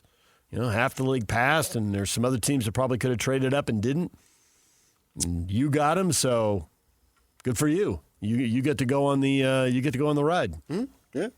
Yeah, you deserve all the credit because you'll take all the heat and all the crap if it doesn't work. Yeah. All right, DJ and PK coming up next. Brian Geltzeiler with Springsteen the music. That lined up pretty well for you right there, Yak. It's good when the plan comes together. Geltzeiler's next. Stay with us. DJ and PK, it's 97.5 The Zone. What do we got? Like 3 weeks to the NBA draft now? We got finals. We got draft. It's on. Feels like there's been a lull here. But we're emerging from the lull. Thank you, Ryan Smith, for hiring Austin Ainge. Excellent timing. Yes. Very well done. On multiple levels, thank you for hiring Austin Ainge. I could not have placed that on the calendar better. Yeah, way to bring in another guy that we knew when he played, right? He's one of our own. I know. Just him and Kalani and A-Rod. And Alex Jensen. Jay Hill and Alex Jensen. Yeah. And Morgan Scally. Yeah. Sharif Shah. I love it. All people I saw play, and now. Yeah. It was I actually saw Kyle play. I just didn't know. He played in a game when he was at BYU at San Diego State, and he was in the game, and I was in high school. Well, how would you notice him? He wasn't a very good player. They weren't on the field very long. They kept getting 3 and outs. No, actually, I think he was defensive MVP, right? He was the Conference Player of the Year, yeah, but his 63-14. I did not see him play. It was horrific. It was horrific. Oh, man. All right, so you get the finals. 3 weeks to the draft, 22 days, I guess you point out, and 23, right? Because it's a 2-day draft now. Regroup for the second round. Do your homework, make some deals. Yeah, that's probably a smart idea because you don't need to go well into midnight our time, let alone back east. Right. So I understand that that's the point. Yeah, but actually, yeah, and I do wish that they let us talk to some of the kids that they brought in, but that this administration has stopped that. Yeah, it was fun when we did it. It was interesting. It was interesting to get a feel. I mean, I still remember some of the guys who made it. I remember Steven Adams coming through. Yeah. It was interesting to talk to him and watch him. And then talk to Walt Perrin about the guys. Yes, and Walt Perrin was always hilarious. Right. He'd always have some hilarious jab. And he knew who we were, and so he knew felt like everybody. he He knew everybody in the media. Right, so he felt like he was talking to people he could trust. Yeah. It was an easy conversation. It was. And you learned some basketball. There was always he never really give stuff up on the. You could look back at what he said about players, and you could say, well, he rode that line. I see why they took who they did based on what he said, but at the time I could have never figured out who they were going to take. It was a good. He'd wiggle his way through it. But I guess now the world being what it is, that it's like spring ball. They don't want to let stuff get out. And I understand it. Yeah, I that was always it. Kevin O'Connor had a good line about that one day before he turned everything over to Walt and stopped doing it. It's like, well, you're letting us see all this, and he goes, so. We were like arguing reverse positions. The media was arguing to be shut out, and he was arguing to let us in. He's like, so he says, wait, I don't want other teams to know players have been here and all that. And then I don't even remember who it was. There's some player there, it's just, Bob or whatever. Hey, Bob, where you been? I worked out for the Clippers and the Warriors, and I got to work out for the Spurs and the Rockets the next 2 days, and after that, my agent will tell me. He goes, he looks at us, yeah, it's not hard to figure out. You just ask them, and they tell you who they've worked out for. Well, as we saw with Austin Ainge when we interviewed him, that he knows this guy and this person and this woman and blah, blah, blah, because they've all had some interaction with each other. And so this is the same type of deal that everybody knows what everybody's doing in terms of bringing in players. Now, when it gets down to crux time, who do they really like? Who are you taking? What conversations have you had with other teams that you might not know? So you're thinking... I don't want you to sell out your team, but will you sell out this third team over here and tell me what they're thinking? Right, and then they might make a deal that you don't know about because they've been talking this and that, and a lot of stuff goes on, and they're aware of it.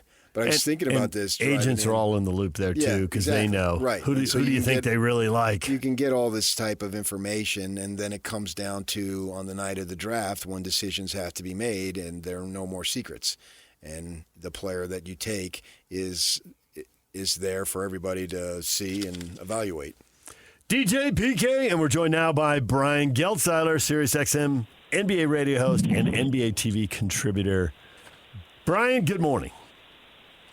Good morning. How we doing, guys? Good. Welcome back to the show. Thank you. Your name came up. The Austin Ainge deal happened, and obviously, when you're on NBAtv and satellite NBA radio, you're hip deep in this stuff all the time. What was your reaction? What was the reaction of the people you worked with when they heard the news that Austin Ainge was moving to Utah to be the president of basketball operations? generally ear to the ground stuff, and no one really had a huge reaction to it when you talk to people around the league and certainly colleagues. I mean, it's kind of not totally surprising. What did strike me as odd, and I'm not the only one that was struck as odd, is you would think if Danny Ainge is going to put a succession plan in place, which is kind of what it reeks of, he would wait till he's got the Jazz up and running and rebuilt into a contender, and the Jazz are really very far from that right now. So I did find the timing of it odd, but the move in and of itself is not all that surprising. Austin, spent his time with the Celtics. Danny has liked him, obviously in terms of his capability for a long time, and feels like he's earned the opportunity. He's going to give it to him. But again, it feels like a succession plan for Danny Ainge, and I would, you'd like to see the Jazz be on much more solid footing with having, a direction to where they're going to go in the future, as opposed to making this kind of move when they're at rock bottom. Yeah, I was talking with Austin the night after the press conference, and he was saying, man, we got a lot of work to do. and they really do. I mean, they literally had the worst season that they've ever had, with the winning percentage being so low and all that stuff. And then, obviously, the lottery didn't turn out the way they wanted in terms of order, but away you go. You got the 5th pick. The thing that comforts me and obviously our listeners are Jazz fans. I'm not from here, so I don't live and die by them, but it's fun to cover a winning team, as you know, that he, speaking of Austin, was going to get, whether it's a general manager or president of ops, whatever title, it seemed like he was on the track to get that because he'd been interviewing for these positions, for leadership positions with other organizations last year, this year. So I get your response to it as far as his capabilities. It wasn't just his father who thought that he had this capability. It was other teams in the league. No, but I think it's also fair to ask the question.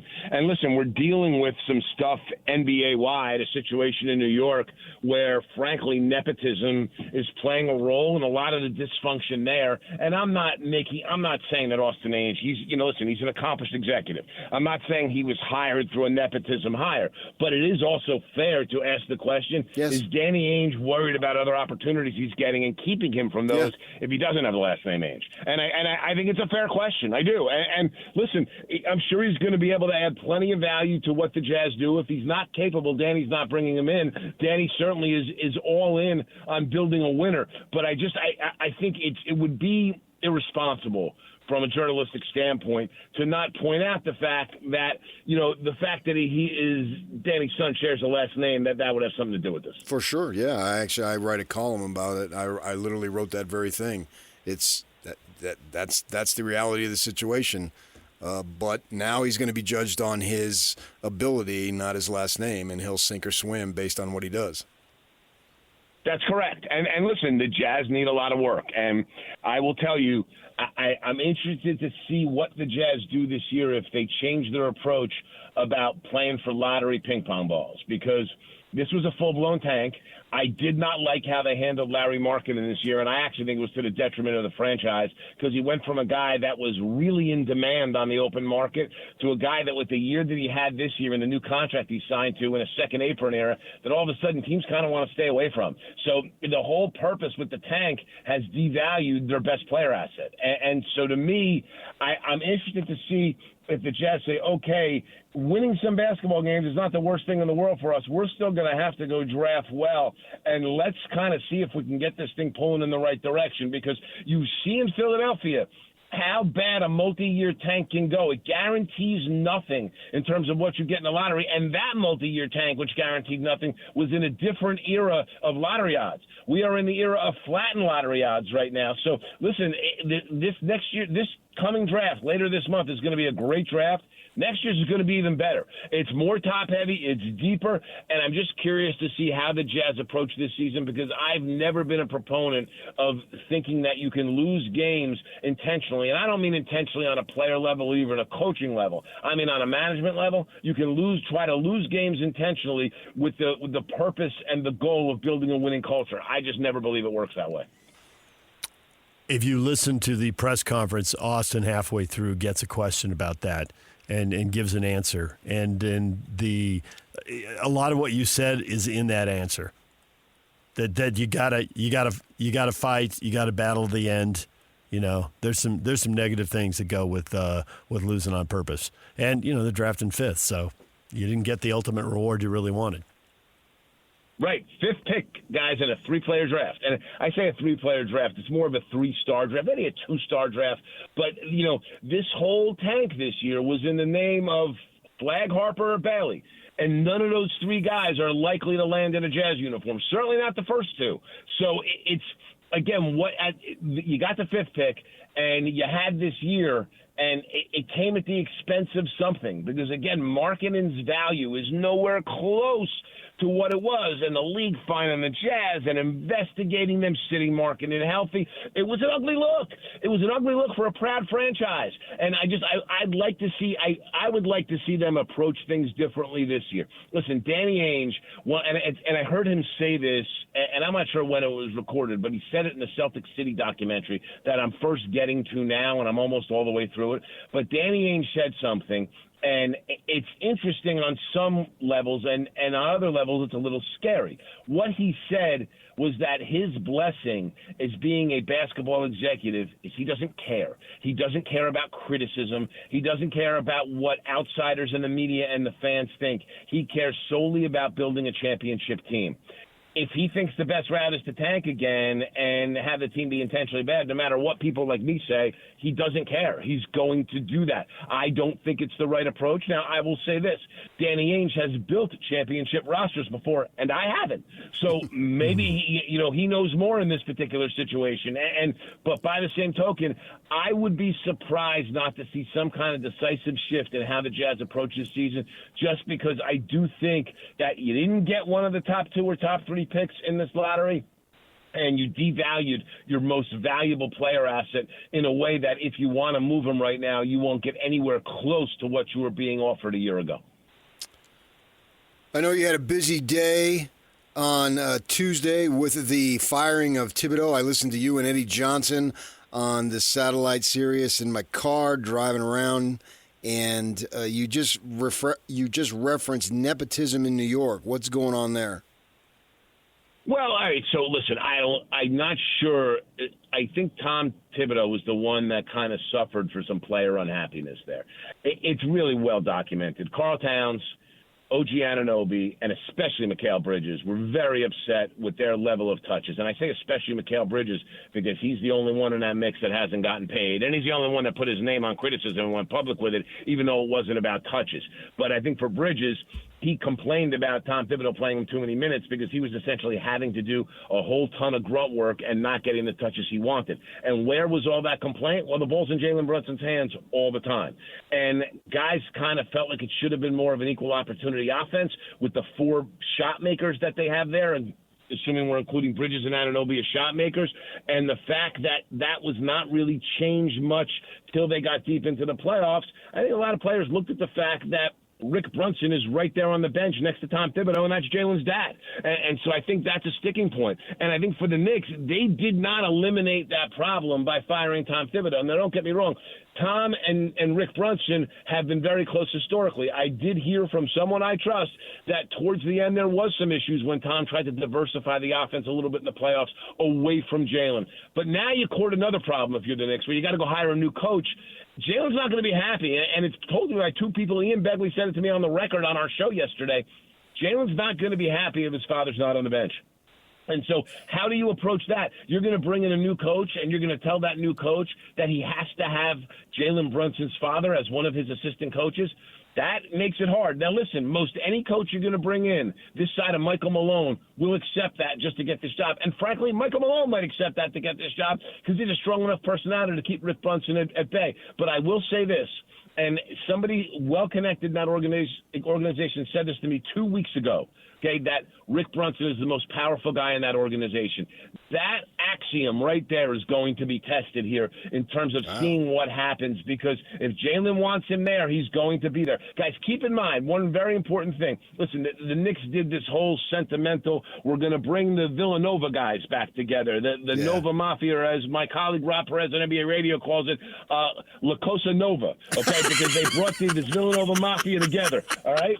They never played, and isn't that a good one, La Cosa Nova? That is really good. Okay? They never played a game together. And Dante DiVincenzo came into Madison Square Garden for an exhibition game back in October and had a whole lot to say, audible for the cameras, to Rick Brunson about Rick having him sent out.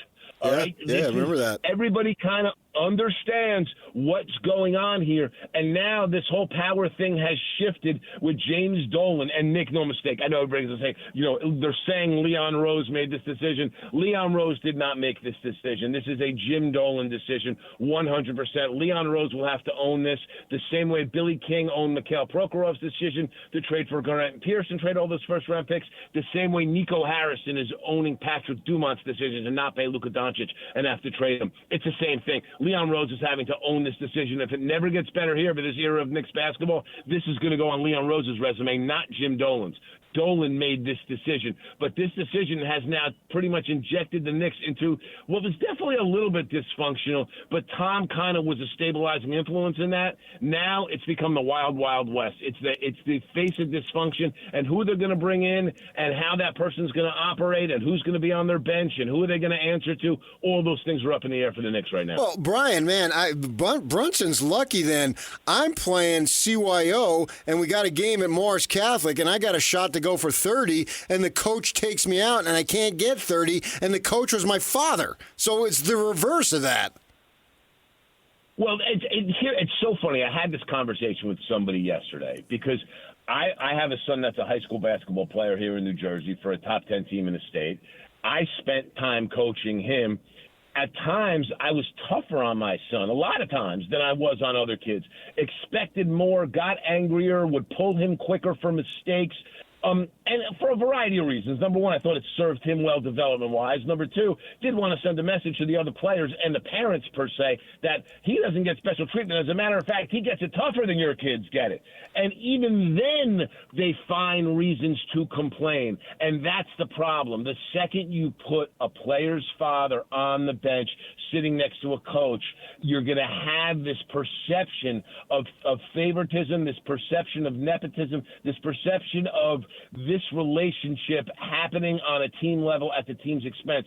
It doesn't have to be true, guys, but once it becomes the perception, it becomes a growth. It grows out. It's an epidemic. It's malignant. It makes its way through your organization, and I think the Knicks are suffering for that right now.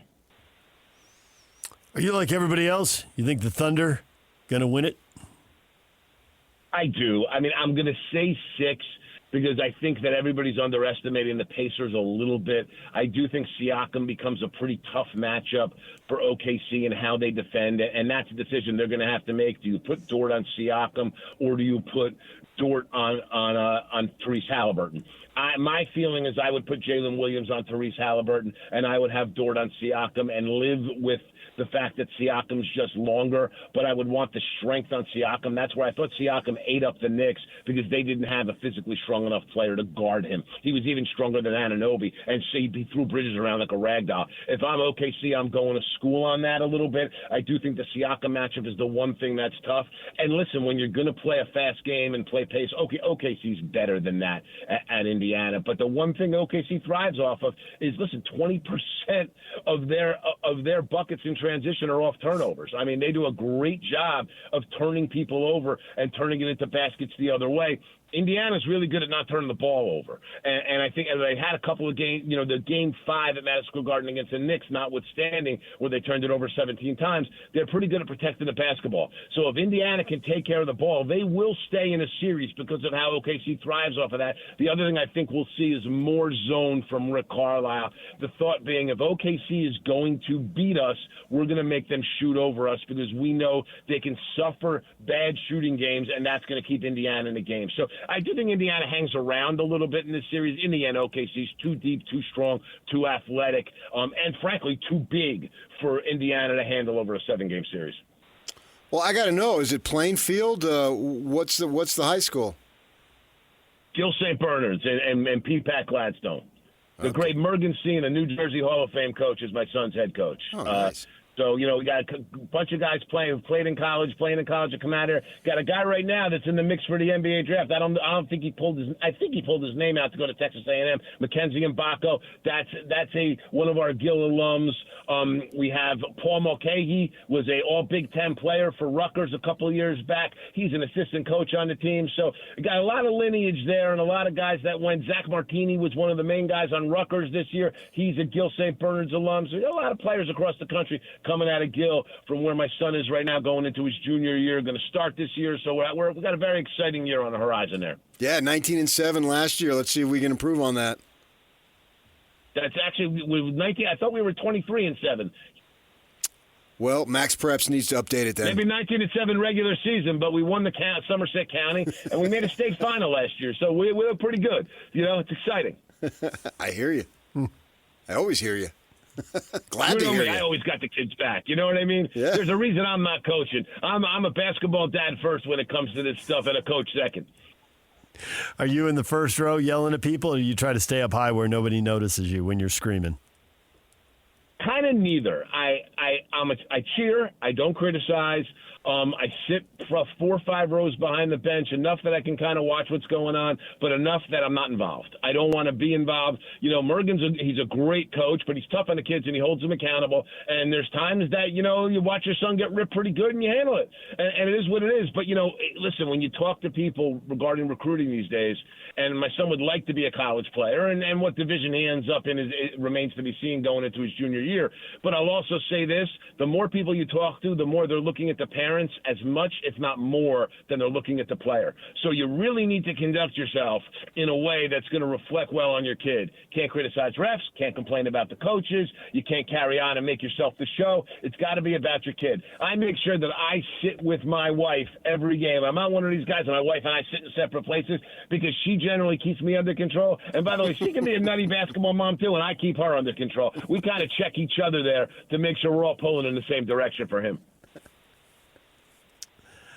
We got it. We can't let you go without hearing a word about the draft. The Jazz are at number 5. What do you think is their best option? Listen, if Edgecombe drops, I would absolutely love that.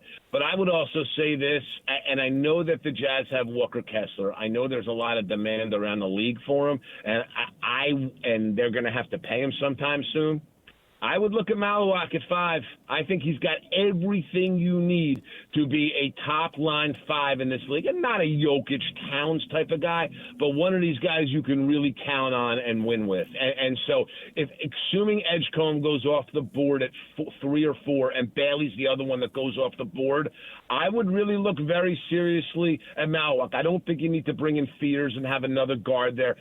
Collier showed himself last year a little bit that I'd want to give him a little bit more of a chance. And I do think guys like Sexton and Clarkson are going to be on the way out sooner rather than later. Keontae George, I think you want to get more of a look out of him. So I'd be careful about injecting another guard into the mix.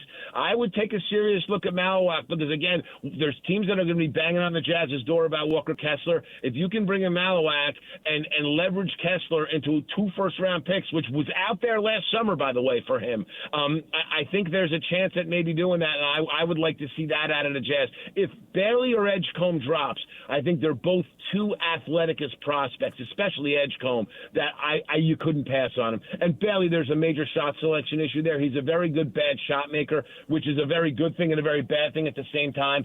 But I would like him being developed by Will Hardy to kind of get him to think the game better. So I wouldn't stay away from Bailey if I were the Jazz if he falls to 5. But again, if it goes kind of chalky with Edgecombe and Bailey or Bailey and Edgecombe going in front of the Jazz, the guy I'd lock in is Maluach. I love that player, and I think he's got a lot of potential. And I think ultimately, in the end, in the next 2 to 3 years, I think he'll be a better player than Walker Kessler. Did you just talk all the way around Trey Johnson? I did. I love Trey Johnson, but I don't know that the Jazz need another player like Trey Johnson. The Jazz have a lot of those guys that like to take shots. You want to put Keontae George and Trey Johnson on the floor at the same time? And then what if you don't get rid of Sexton and Clarkson? Oh, my God. I mean, Will Hardy may light himself on fire on the sidelines. Like, I don't know that you can do that. And I love Trey Johnson. I just don't know that with what the Jazz have drafted previously, and the Jazz have enough guys there that you really have to take a look at what we have and what fits, as opposed to just saying, hey, best player available, best player available. I think, you're building a roster, and if you continue the asset accumulation phase, when you have to start to pay guys, I think you start to run the risk of squandering assets. And with all the assets the Jazz have, I don't think it's a good thing for them to start the asset drain this early. And I think you draft a guy like Trey Johnson, it's just repetitive with these other guys. And again, and his talent's great, don't get me wrong. If his talent was that much above a guy like Maluach, that'd be one thing. I don't think it is. I think it's at kind of an even level. And again, love Trey Johnson. He'd be a terrific player, but I'd be locked in on Maluach in that spot. I think he's going to be special. Well, if that happens, if Will Hardy does that, I'm going to sing, "Whoa, I'm on fire." There you go, right? Look at it, bringing right back to Jersey. I absolutely love that. You know what I mean? It's going to be like the movie Airplane with Ted Stryker's telling his story, right? That's what Will's going to do. Pour the gas on and just torch it. Kind of like Tony Soprano's Fever Dream, okay, in the season finale of season 2 down on the Asbury Park Boardwalk where Christopher turns around and says he's going to do us a favor so we don't have to visit him in the hospital. He's going to light himself on fire. That's going to be Will Hardy if you draft Trey Johnson. You never disappoint, Geltz. You guys want to jersey this thing up? I'm all in for that. We do every day with me. Jersey this thing up. Oh, man. All right, Brian, we appreciate it. Thank you very much. We'll talk to you again. Always my pleasure, gentlemen. We'll do it again soon. Take care. Brian Geltzeiler, jerseying this thing up. SiriusXM, NBA radio host, and NBAtv contributor. That was a deep dive on the Knicks nepotism right there. Intense, yeah, for sure. And they were talking about it yesterday when I was listening.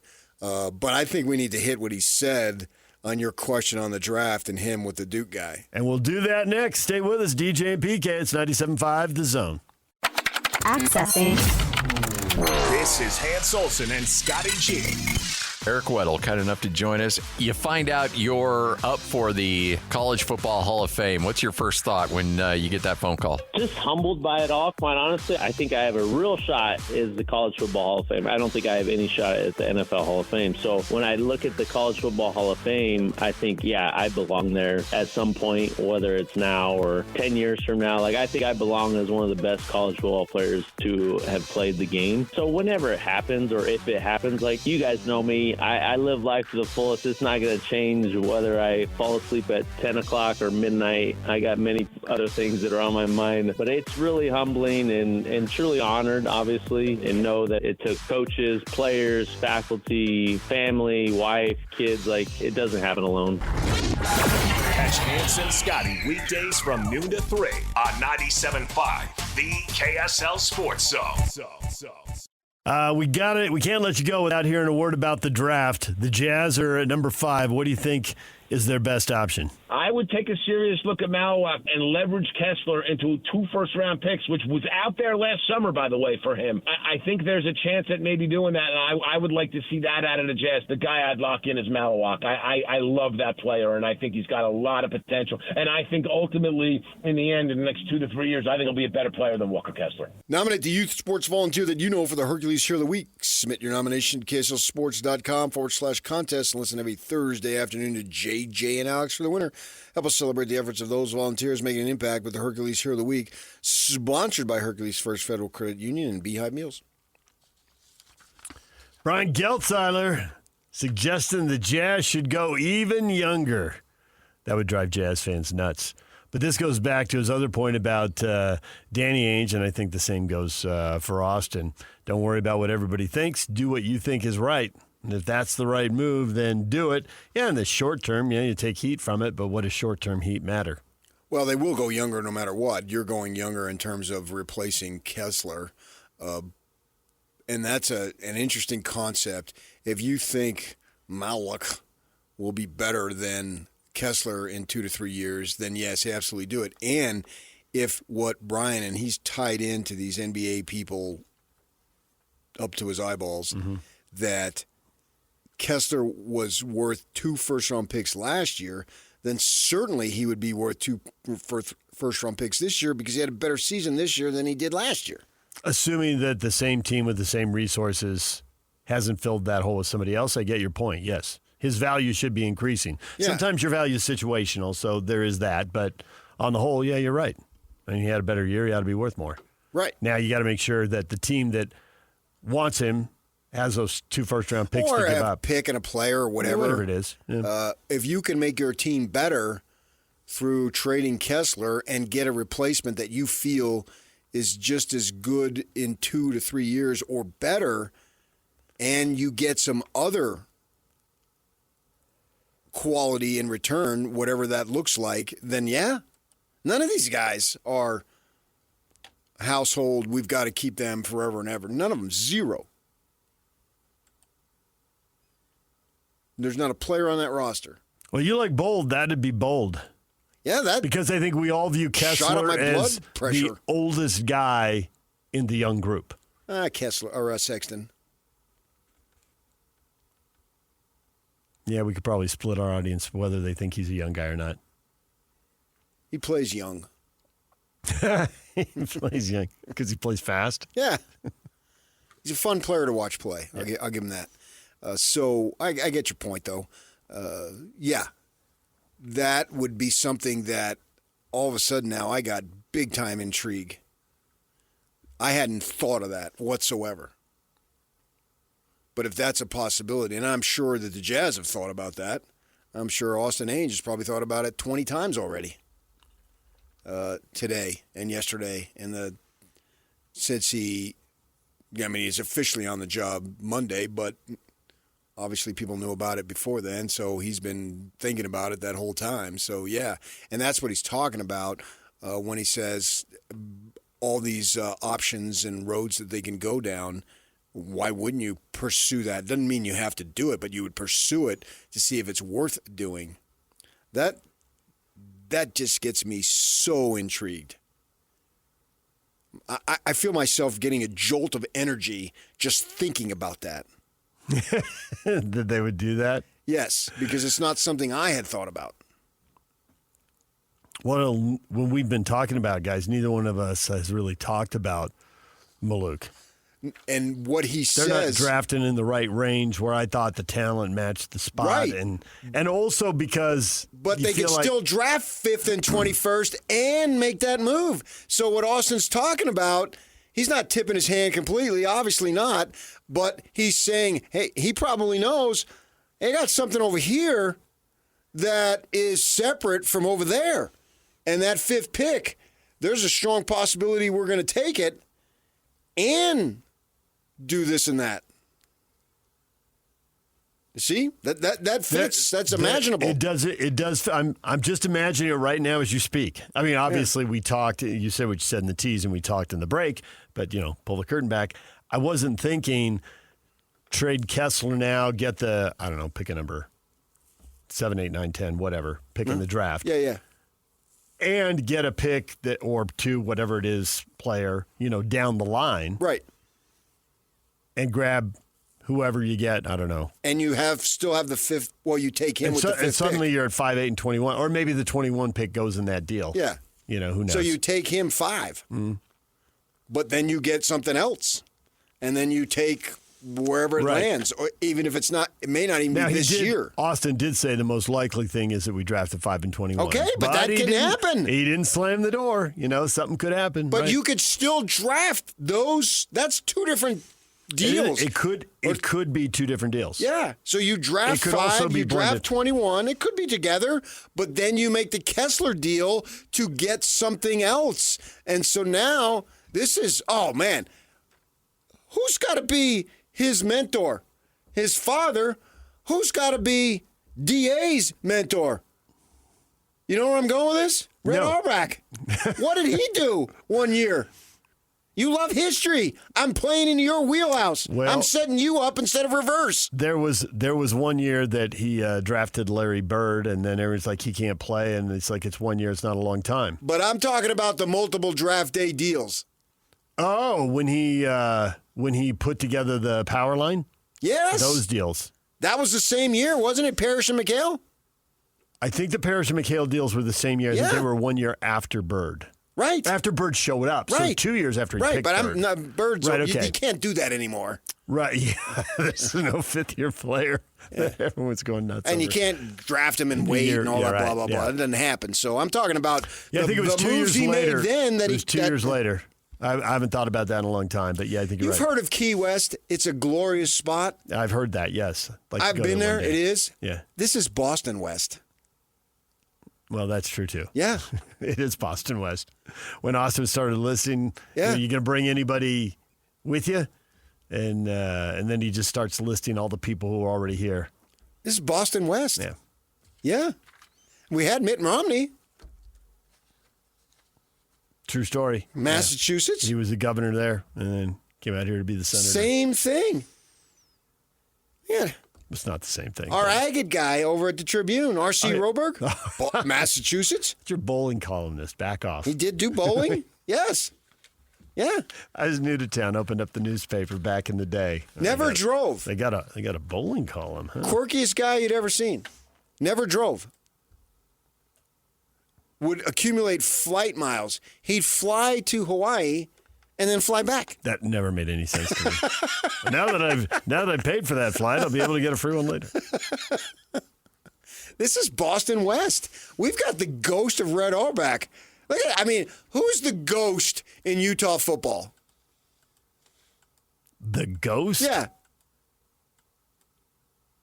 Isn't it Fred Whittingham Sr.? Bingo. Okay. Bingo. Also, it's like outside I thought he was going to Ike Armstrong. but I couldn't figure out the I link. thought about Ike Armstrong for a Yeah. second. No, but I'm talking about right but now. The influence is Fred Sr. It's Fred. Yeah. It's Big Fred, as they call him, is just dominant all over the place. It's Big Fred's program. He's been gone for 20 years.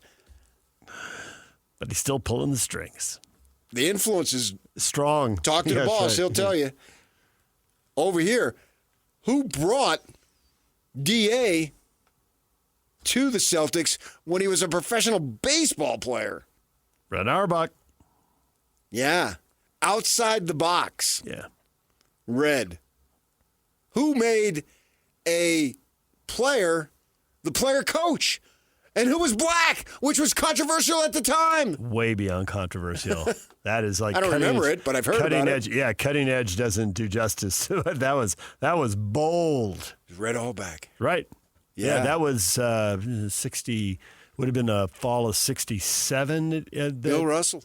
Yeah, and then Frank Robinson broke the color barrier. A in decade baseball, a decade later, yeah. It was yeah, mid to late 70s when Cleveland made that hire. Oh, man. I'm all over this.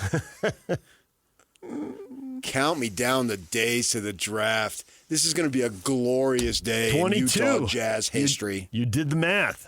Right. It's always on Thursdays, isn't it?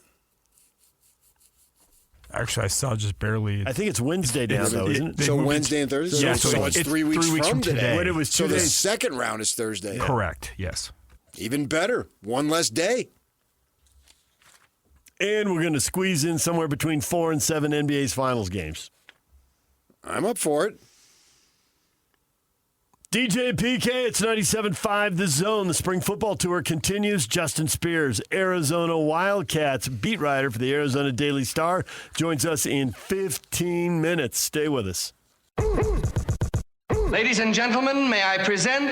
This is JJ and Alex. Travis Yost, he writes for TSN. What a great gift it is for the Mammoth to get that number 4 overall pick. Do they really need that number 4 overall pick? You're either drafting best available here and reloading the coverage, which may make sense. The second option is, do I find a team that's in some organizational distress and looking to make changes and maybe looking to move off a player that may not make sense for them anymore, but may make more sense for Utah? When you're trading the number 4 overall pick, you don't have to add a lot of sweeteners. That's how valuable that pick is. If Utah is willing to swallow it and say, hey, look, we'll move off our first rounder this year, that is going to be very interesting to teams. So I think that option, until they actually make the selection, that option is going to be on the table. Catch JJ and Alex afternoons from 3 to 6. Presented by G2G Bars on 97.5 The KSL Sports Zone.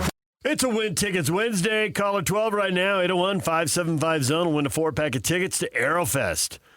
with Styx. Kevin Cronin, former lead singer of REO Speedwagon, and Don Felder, formerly the Eagles.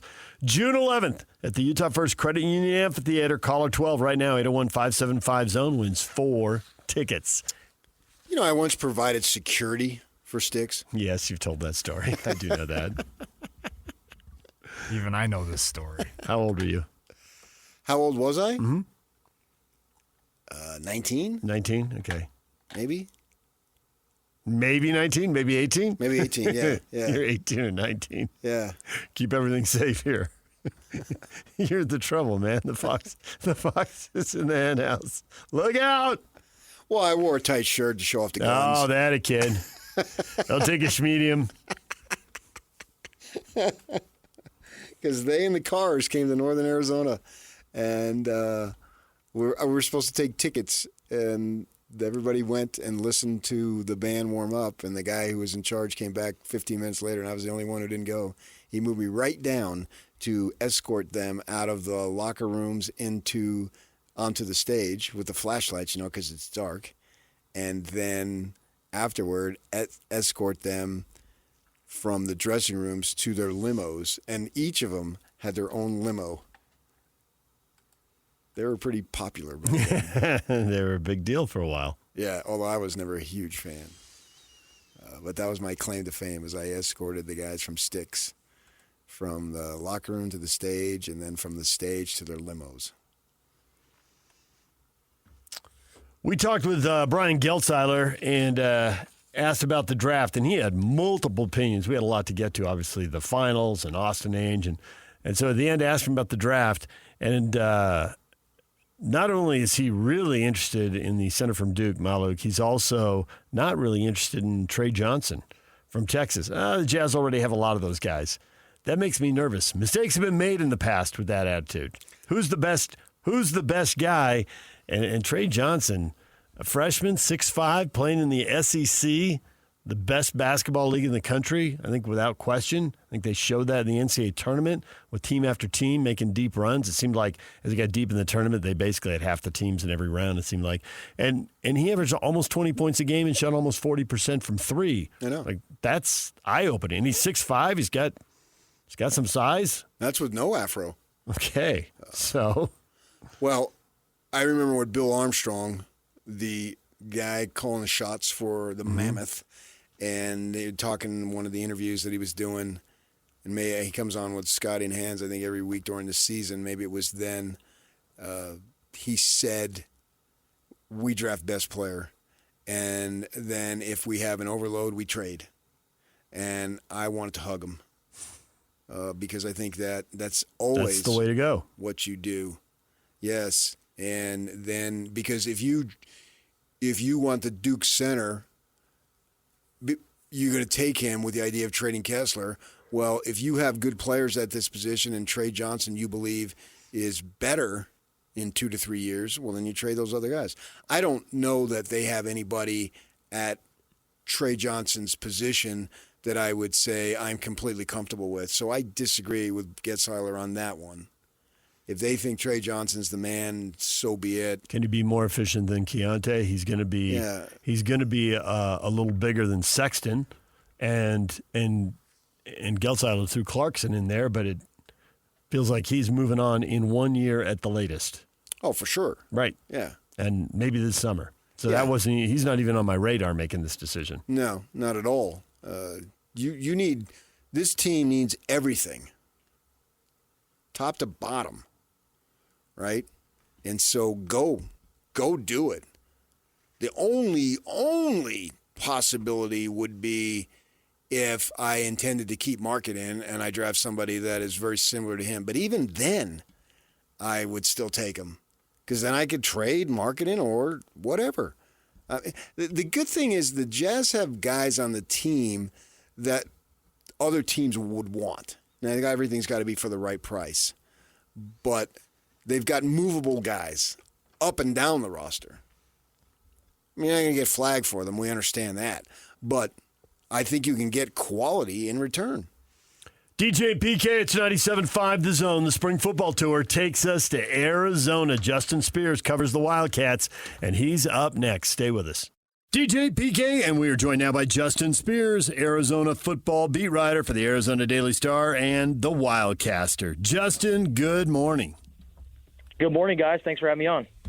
So we do a spring football tour. We go all around the Big 12. What are the storylines? Who are the new players? Nobody can keep up with the transfer portal. Please help us. So let's start with the biggest storyline. Arizona really had it going. They had a coaching change. From the outside looking in, it looked like it was going to be a good hire, but that was a rough year. That was a rough year. Have the problems been diagnosed, and more importantly, have they been addressed and solved? We'll see. Because Arizona had a really good roster last year. I mean, they had the best receiver in program history in Thibodeau McMillan, who ended up becoming the highest selected offensive player in the NFL draft from the University of Arizona. And even though T-Mac was special to watch this last season, the offense was very stagnant, with Dino Babers as the offensive coordinator, and then they eventually made the transition to former passing game coordinator and tight ends coach Matt Adkins. It didn't really seem to matter who was in charge of play calling. The offense was just so stagnant and lethargic and slow. The plays were just so long developing, and just there was no rhythm. And Arizona's offense didn't really have an identity, despite having this generational talent in Thibodeau McMillan. And, protection was also wobbly too, even though the Wildcats had big Jonas Avianaya, who was drafted in the second round by the Miami Dolphins. Josh Baker was a mainstay at center for the last 3+ seasons, hardly missed any snaps at that position. So he was a rock right there in the middle, and now he's gone. Wendell Moy at guard. He transferred to Tennessee in the offseason. He's a really good player that they are missing. But despite those players that I just mentioned, offensive line dealt with a number of injuries. I mean, we're talking about 7 different starting offensive lines in the 2024 season. So there wasn't really any continuity up front, and it showed. And Noah Fafita got a lot of pressured, or he was pressured a lot of times. And that's a big reason why he led college football in throwaways. He had 37 throwaways last year, was also sacked more than he was the year before. And when you have the slow developing plays and the protection up front isn't good, that's just a recipe for a disaster. And so Arizona, they went into the offseason and they knew that they had to make some changes with the offensive coordinator, and they did. And they brought in this guy by the name of Seth Dagey, who is this young, up-and-coming coordinator who is a great quarterback at Texas Tech, is top 5 passer in Texas Tech football history, was great playing for Mike Leach and also Tuberville. And he started coaching at Purdue and USC, and then he took on the play-calling duties at Marshall. And when you think about a former Texas Tech quarterback who is a Mike Leach disciple, you immediately think, oh, man, he's going to sling the ball. They're going to throw the ball so many times in this game. But the thing that makes Seth Dagey a really solid offensive play caller is that he looks at his talent and he looks at how can we maximize these guys? How can we get the most out of them and piece this offense together so we are potent and everything, it just flows together and there's a rhythm. And when you look at Marshall last year, the Thundering Herd, they had more rushing yards than passing yards because Seth Dagey looked at the running quarterback. He looked at all the other weapons and recognized that we're going to be a much better running team than passing team. And that's why they went on to win the Sun Belt. They had a very successful season. And now Seth Dagey, he comes to Arizona as the guy tasked with putting a shot in the arm of the Arizona offense. And they added some speed in the transfer portal with Javen Watley from Chattanooga, Luke Weissong from New Mexico, Trey Spivey from Kansas State, Chris Hudson from Washington State. And all of these guys have track backgrounds. They are very fast. And speed was something that wide receivers lacked last year for Arizona. So I think even though Arizona loses Tetairoa McMillan, I think the receiver group collectively from top to bottom is better, way better than it was last year. And Noah Fafita, now he's going to have to learn how to play quarterback without his longtime buddy in Tetairoa McMillan. Those two guys were teammates since high school, since middle school. They played Pop Warner together. They played at Anaheim Servite together. And obviously the last few seasons they played at Arizona. And now for the first time since Noah Fifita was in the 7th grade, he's going to have to learn how to not play with Tetairoa McMillan. And I think this is going to be good for Noah Fifita's development. So, there's still a lot of questions out there that won't be answered until games start playing. But I think the offense is going to take a step in the right direction. Offensive line, the protection, it still concerns me, but I think the offense is going to be much, much better. And then on the defensive side of the ball, the Wildcats made a transition with Danny Gonzalez over at defensive coordinator, linebackers coach last year, and they made that switch after the season. They initially put Dwayne Aquina, who was the former defensive coordinator.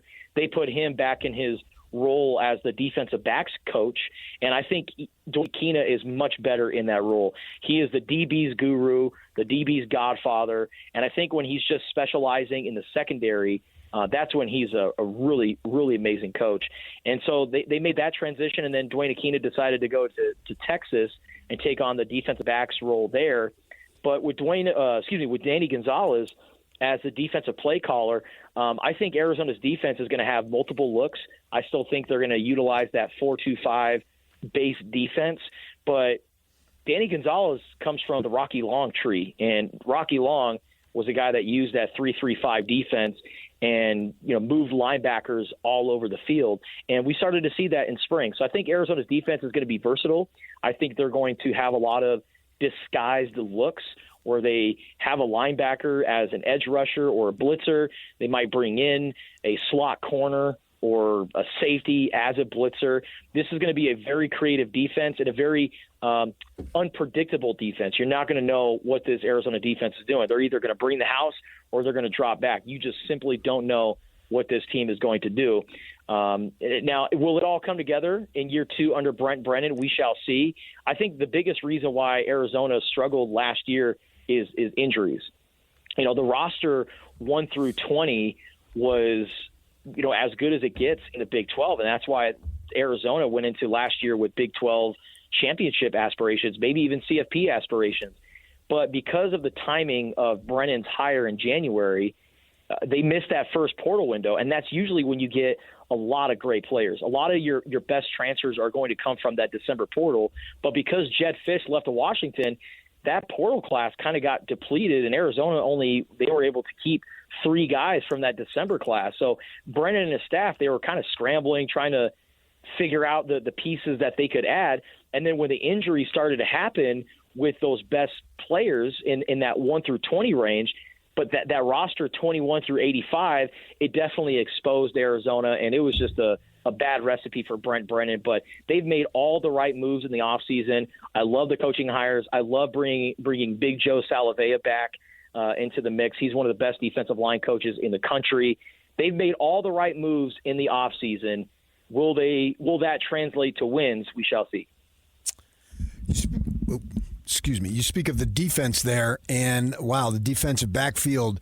Stukes, Johnson, and Smith, I think they've got over 50 starts from those 3 guys, and then Tay Brown is an outstanding linebacker. So Danny Gonzalez, he was on the staff a year before. I think he was special teams and maybe linebackers coach. It looks like he's got some talent to work with in his first year as the new coordinator. No doubt. And I think getting those guys that you mentioned in the secondary was big time, because those guys enter the transfer portal. Arizona, they had the most entries in the transfer portal from the Big 12, and had one of the most turnover out of all the teams in college football. And those guys, they went out and explored the market, traded Stukes, Dalton Johnson, Genesis Smith. They put their feelers out, but they ultimately wanted to finish what they started at Arizona. And I think that Dalton Johnson is, a player that is very underrated with so much turnover in the defense last year with injuries. Dalton moved into more of like a dollar linebacker role, where he was a safety linebacker hybrid. He led the team in tackles last year. and he's a really good open field tackler. And Traden Stukes, Dwayne Akina called him the best kept secret in college football. He's got the length. He's really exceptional in pass coverage because he's a nickel back, but he comes from a cornerback background. So he's really good in pass coverage, but he's also improved significantly as an open field tackler. And fortunately for Arizona, Traden only played in 4 games last year before suffering that season-ending leg injury against Utah, and that would have been his last year if he played the rest of the way. So that 4-game redshirt rule ended up turning into a blessing for Arizona because they bring in a team captain and a leader and just an overall good dude in Traden Stukes. And then Genesis Smith, I think Genesis could potentially be one of the best safeties in the Big 12. And I think if he puts together a season that I think he can have, we're talking about him, maybe being a day 2 draft prospect as a junior. He is 6'2", 6'3", I think a little over 200 pounds, so he has the big frame as a safety, an absolute ball hawk. Watching him in spring this year, I mean, I could have sworn I counted maybe 10 to a dozen interceptions just from him. So it wouldn't surprise me if we see Genesis Smith lead the Big 12 in interceptions this year. And then I think Tay Brown, last year was his first official year as a starter. He's now going into year 3 into the program, and I think some experience in the weight room, the game experience that he got last year, I think is really going to help him and set him up nicely for a good junior campaign. They have some good pieces on the defense. I think that, my biggest concern with them is up front. Can they get to the quarterback this year? Trey Smith had a lot of quarterback pressures, but not too many sacks. So he was there, he was in the area, but you got to figure out ways to turn those pressures into sacks and finish the play. Arizona needs to improve in that category. They added some beef on the interior with Tia Savea coming back. He played 1 year at Texas and then returned to Arizona. He's a guy that I look to maybe start. And then at nose tackle, or the other defensive tackle spot, I really love Deshaun McKnight. Get to know the name now. He is a transfer from UT Martin, and he was probably Arizona's defensive MVP in spring, or at least one of the most improved players. And he has really asserted himself as a starting defensive tackle. So they've got some pieces, but will it all come together? We shall find out. There are schools where if a new coach comes in and has 2 bad seasons, the head coach gets fired. Now, in this NIL era, well, first off, I don't know that Arizona would have the money in any era to buy out a coach that quickly. In this NIL era, and given what happened with, $250 million lost on the books, how hot is the seat? I would say it's pretty hot right now. Or I would say it's very warm, right? Because if Arizona puts up a similar season like last year, then yeah, I mean, that's going to be a really tough sell for Arizona fans. And I think that Brennan understands that the staff he hired was a mistake. I think bringing in Dino Babers was a mistake. I think the offensive hires that they made last year, some of them were mistakes. But now, some of the mistakes are no longer there. And they replaced them with better coaches.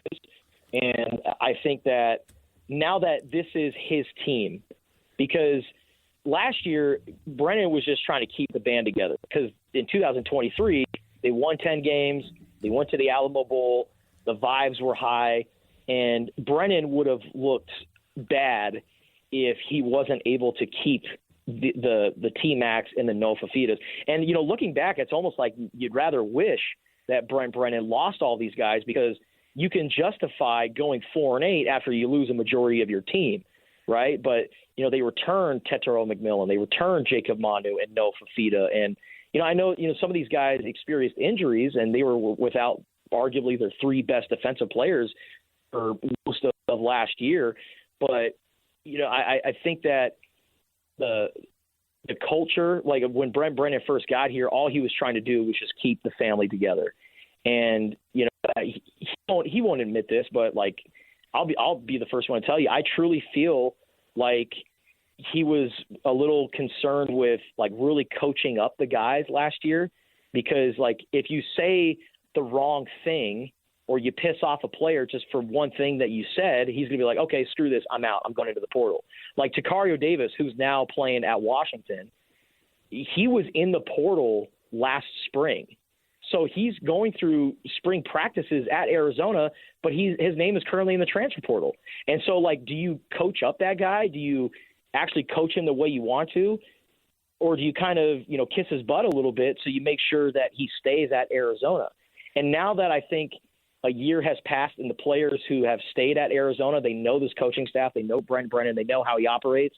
And then the players that they brought in through the high school and junior college ranks and also the transfer portal, this is now more of Brent Brennan's team. Now, with that being said, you got to translate to wins. Arizona fans are not asking Brent Brennan to be a world beater. They're not asking him to go to the CFP every single year. All Arizona fans ever want is just to get to a bowl game. And I think with the way the schedule and how it's set up this year, the first half of the schedule, 5 out of those first 6 games are at home. So Arizona has an opportunity to really build up some wins. And then when it gets really tough in the second half of the Big 12 schedule, if you can steal a game or two and just get to bowl eligibility, that's going to buy you another season. I think if Brent Brennan goes 6-6 or 7-5, the vibes are good at Arizona. But man, if they miss out on another bowl game and they're able to stay healthy, I don't see how you bring that guy back. But I think Brent Brennan's a great coach. He's a guy that wants to be here for the long haul. He's not an opportunist. He's not looking at the next job. He wants to be the head coach at the University of Arizona. He wants to be here for a long, long time. But will he get to year 3?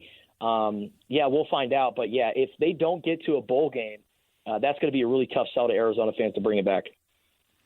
Justin, we appreciate the time and the perspective on Arizona football. Thanks for joining us. As always, guys, thank you so much. 9 a.m. Slacker Radio headlines coming up next. We'll get you up to speed on everything you missed in this show, including Brian Geltzeiler and the draft moves he's ready to see the Jazz make. We'll get to that next. Stay with us. This is Jake Scott and Ben Anderson.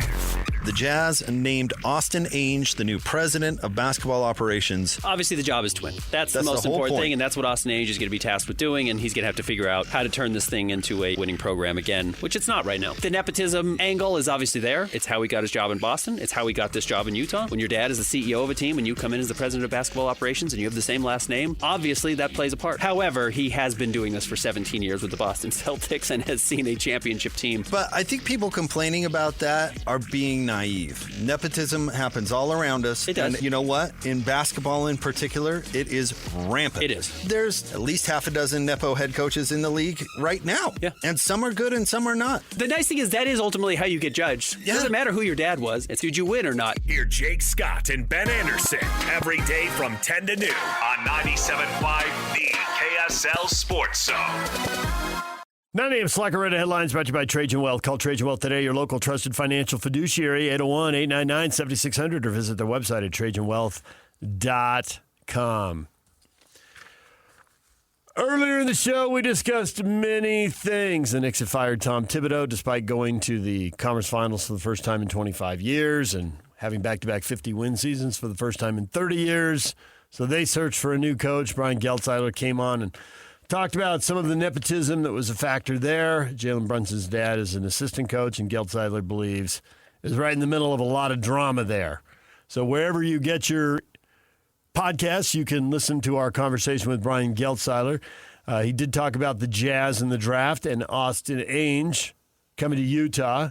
Your thoughts on his hottest takes? Yeah, it's about the draft and what the Jazz can do. He likes the Duke center. Can they trade Kessler? I think that's important. Ainge, at this point, his name, what does it matter? Sure, if you think he got the job because of that. The thing that I learned through the proverbial school of hard knocks is you're not changing anybody's mind. So why bother arguing? If you think it's just complete nepotism, then that's what you think it is. Right. And you're not going to change your mind no matter what I say. So why would I waste time trying to convince you otherwise? I'm not. Think what you want to think. And if you want to think that, that's great. But from this day forward, or 2 days forward, 2 days ago forward, it's all about results. That's the great thing about sports. It's results, man. There's literally a scoreboard. Yeah, right. You know, Scally talked about they're not in the building at 5 a.m. on Tuesday. No, I'm getting ready for work. I'm not going to get up at 4. But I'm going to judge you on Saturdays. I'm going to judge you on your win-loss record. Fair or unfair, Thibodeau, you want to talk about fair? What fairness is that? Didn't look like any to me. Yeah. I was surprised when I heard it. And all I thought is, that's the Knicks. And I really thought that's Dolan. It's got James Dolan written all over it. He's done unpredictable stuff that set them back. And we've all got our biases, right? We've all got these experiences that shape the way. And I just remember Jerry Sloan saying, guys need 3 years together.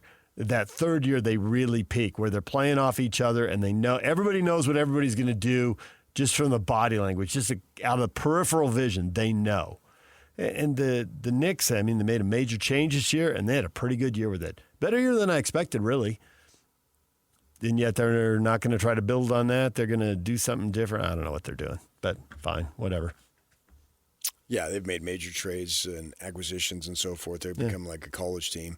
I don't know if any team will have 3 years to get to that point. And teams, maybe, if you don't have to compete against the teams that have had 3 years, maybe you don't need the 3 years, because the other guys have the same problem. Which is what college basketball has become. Right, and it's what we're seeing in the finals this year. The Pacers and the Thunder were in the lottery 2 years ago. And last year they went out in the, second and third rounds. They were in the lottery in 2023? Can you believe that? No. No, they were in the lottery. Yes. 2022? I don't know. I'm asking. I don't know it off the top of my head. Yeah, I think they were in the lottery in 23, but let me check. Okay, I don't know. I'm asking. I just looked it up. Now you got questioning myself. But Just it asking. involves doing math on the air, and I can't count and talk at the same time. I've proven that so many times. Can you? Yeah, 23. Okay, so yeah. 35 and 47. The Pacers were 12 games under 500. They bottomed out the year before in 22 at a 25-win season. Been a roller coaster. And what with the Thunder? Since you've led me down this path, take me me to the water. Drop me in the river. Yeah, down to the river since it's Springsteen today. I'm on a load. Here you go. So the Thunder had... Because I know in 22 they had that phenomenal draft of Holmgren and Williams. Right. They had the 22 and 24 win seasons in 21 and 22. Right, how about 23? So in 23, they go 40 and 42, but miss the playoffs. That feels like some previous Jazz rebuilds we've seen. And then last year they won 57, won in the first round against the Pelicans, lost to the Mavs in the second. But they had made significant progress in missing the playoff. That's fine. Yes. And Holmgren was out that year, right? Because he didn't play his rookie year with a foot, I think it was. Yeah. Right. So they didn't have right from the get-go. They didn't have their guys. And then they get him in there, and he's adapted well. Their future is just so unbelievable. They need to invest in an entire store of shades. That's how bright they're thinking. And I think June 27th is National Sunglasses Day, too, for that matter. They're parallel in the fact that they both had lost in the first round in 3 straight years. For the Pacers, actually 5. They broke it up, went into the lottery for 3 years apiece, and now they're in their second year in the playoffs, and they're in the NBA Finals. So, way to go. Things move faster now. Yes. As we have been told. And that's Austin in his press conference said that that's a reflection on the salary cap, the collective bargaining agreement, and your ability to keep things together. There are people who think that the Pacers' financial situation, that they're actually going to give up key pieces. Like, this is their window. Yeah, I got it. We'll see. They got a break in New York beating Boston. I don't think OKC got a break. Right. I think they just stormed right in. Right. They had the best record in the league. And I think they a took lot care of people. Everybody in the postseason. Yep. And I think a lot of people think what you think, and think the West was better, and they took on all comers. So, yeah, that's why they're picking Oklahoma City. Sure. I've got zero problem with that. The Thunder are the favorite, and it looks like most people are picking the Thunder in 5 or 6 because nobody wants to pick them in 4. I would certainly pick them for sure. Yeah. But Austin, going forward, to bring it full circle, will be judged on the production of the team. That's the great thing about it, man. You can sell it, And then Dennis one year wanted to talk about the point differential. Mm-hmm. I just couldn't go there, and I'm a Dennis Lindsay guy. But you're also right not to go there. It didn't really translate. Yeah, you can't ignore your record. Now, sometimes there is reasons like Utah. I can't ignore their 5 and 7. Well, obviously it's got rising, but then I can't on the flip side ignore, well, you put all your faith in this guy for 2 years, and it was clear he had major injuries before the Rose Bowls. The guy is unlucky. 5 years at Utah, 3 season-ending injuries, 2 Rose Bowls. It's just boom or bust. There was no middle ground with him. You put all your faith in him, so you can volley serve back and forth on that. There are some reasons that go into it, but were the 3 years worth the 2? Which 3 years? I mean, were the 2 years worth the 3? Were the the 2 Rose Bowl years worth the 3 season-ending injuries? Yes. Right? You think there are any U fans who'd argue that with you? Some, yeah. Oh, really? I think people like to argue. A little recency bias. It's fun. A little recency bias. Yeah. And I had someone say to me on the field when they lost to Arizona, you know what's worse than this loss? Those other guys are 6-0.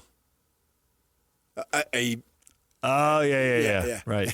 Yeah. Got it. So the other guys, not talking about Arizona. Right. Yeah. Arizona wasn't, I was about to say, Arizona wasn't 6-0. What were they talking? Oh, I know who they were talking about. So the recency bias, if they were 3-9, probably wouldn't be none. But they just won 11-2. But the good thing about that, and Chris Hill was right about this, it's like it pays to have a rival. He had a friend who went to San Diego State, and he thought he was going to be great, and it didn't work. And why? And a guy who'd been at Ohio State said, never underestimate the importance of a rival. It drives you. But if you're in the moment. In the moment, 100%. It really is like that in the moment. And that's what drives you, is that moment. That moment is real. I know, but fans don't have anything to drive. That's the school and the football team. Yeah. We're talking about fans here. You just asked me about fans. That's more, that only goes to the high-end boosters who really make the budget happen. Yeah. Because they get driven. Because they feel it. Right, I'm talking about Joe Fan. Yeah, but Joe Fan, even season ticket holding Joe Fan. Right. That money's important, but it's a fraction. Especially the way the TV streaming revenue has gone. Right. Yeah. Next time we have Ryan Smith on, we can ask him about that. I've talked to him a little bit about that off the side, and he's like, wow, when it comes to basketball, that kind of contract, that changes business for everybody. The entire league. Not every league has that. NFL certainly does, and now the NBA does. We'll see about the others as their deals come up. So for all those Jazz fans, if Austin Ainge is great, you win. If he's not, they'll make a change. But we're 5 years out from even thinking about that going forward. I'm excited for him because he's younger, he's aggressive. This is something, it's like Brian Santiago. The parallels there are startling in that Brian, work, grind, get your opportunity. Now you've got your opportunity. Austin Ainge, yeah, sure. It sure helped that his father got him in. But his father couldn't get him to the point where he was grinding. If he was lazy or didn't want to grind and do the work, his father couldn't help him or do anything for him, right? So he was a grinder, and now he's got this gig. And just like with Santiago, I hope he knocks it out of the park. Same thing with Ainge here. Hope he knocks it out of the park. Wherever you get your interviews, if you're into the Jazz, you're into the NBA, go listen to Brian Geltzeiler. His takes on the players he likes, the bold moves he would make. He loves the center from Duke. Probably loves him more than most people. I love him more than Christian Laettner. Okay, that was really random. Mike Jaminski. Some other centers who played at Duke. Cherokee Parks. Ala Abdulnabi. We'll see where Maluach goes. He's been projected top 10, but not top 5. But that doesn't mean you couldn't do something. Yeah. Make a move. Make a bold pick. Well, whatever pick he comes at, it'll be about 20 or 25 higher than Jokic was. Oh. Or more. Yeah. So, 35 higher. So keep that in mind. I saw a thing yesterday. ESPN put on their power index spiel. Huh? What is that? Football percentages index. And great, but it has no meaning. We saw last year the teams that they picked to do all this and that. And you can say, okay, well, my gosh, Utah had an injury. All right, I'll give you that. Well, how about Oklahoma State? Nope. And Arizona State and BYU and Colorado? The whole thing was upside down. Yeah. The whole thing was upside down. So they got the teams wrong. Why would I look at that thing and believe it has any value? I don't know what it means or how they get there. I can't understand it. They put that on. It's it's right there with the percentage chance to win the game based on the score with 9 minutes to go or whatever. That's nonsense. How the heck do you figure that out? And the only time that ever becomes people posted is the team that had 97% lost. They never posted the team that had 97%, they won. You never see that. You only see it when it's the other way. Well, yeah. So things happen. That's why we tune in. Because if that thing was true and so-and-so team had 97%, click, and it actually happened. That's why we love sports. The Knicks would have gone up 2-0. It's unscripted drama, and we love it. Yeah. The curveballs are the best part. The freakishly predictable is not as much fun. I mean, you look smart. And in the Mountain West era, we could all sit here and basically pick BYU and Utah's schedule game by game for the whole season and be 90% outside right. of Everybody Loves Raymond reruns, that's all I watch is sports. You watch Everybody Loves Raymond reruns. Yeah.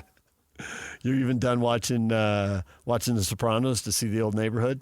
Well, We ain't in that restaurant. You have to pay for that. Oh, okay. It's not out there somewhere? Huh.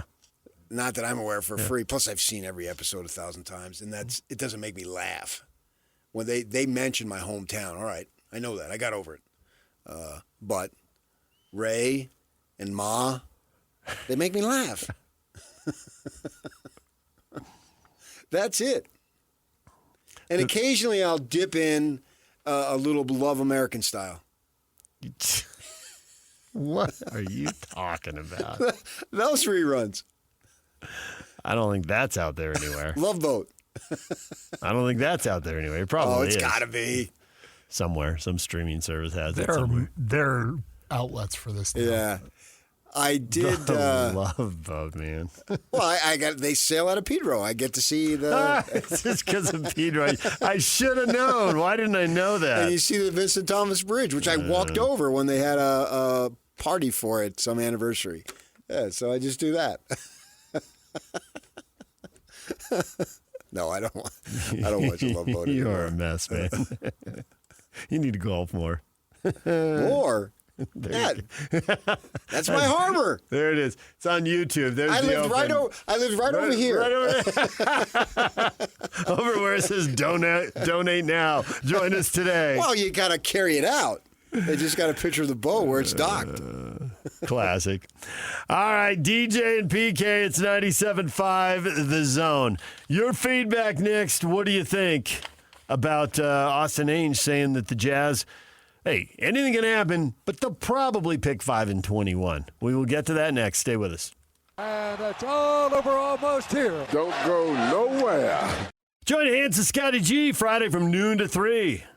They'll be at the Larry H. Miller Summer Games in Cedar City. Celebrate 40 years of a Utah sports tradition. They're going to be in Cedar City? Yes they are. Join Hans and Scotty G Friday from noon to 3 at Larry H. Miller Summer Games in Cedar City. Wow.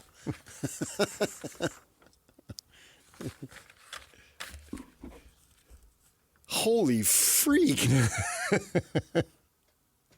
Good for them.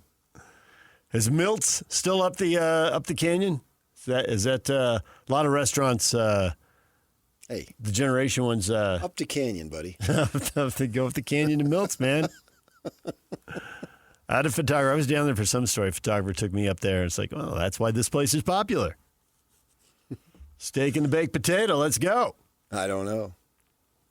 I've never been to Milts. That was the place back in the day. At Cedar City. Maybe it still is. Yeah. You got me.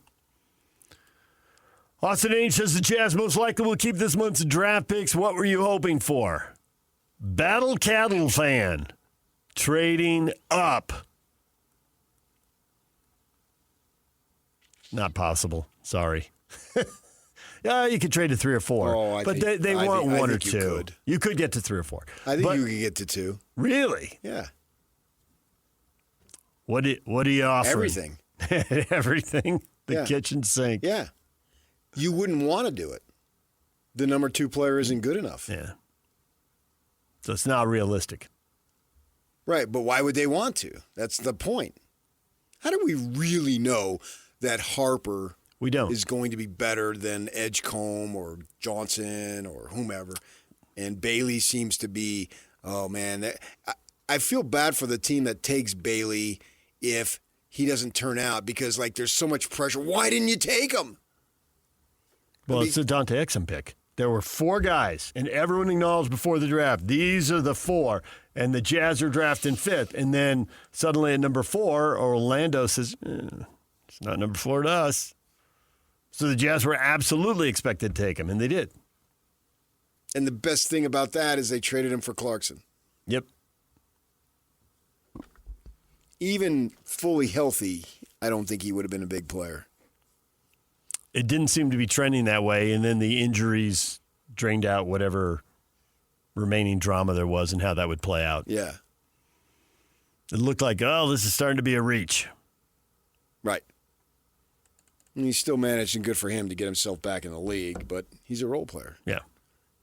And maybe there might be a draft where if you get a role player at 5, that's the best you can do. Right. Well, and Orlando took Aaron Gordon and traded him to Denver, and he couldn't carry the show in Orlando. But man, next to the Joker, he was a really good piece. I don't remember who they traded him for to evaluate that trade. But I know that it was a critical component.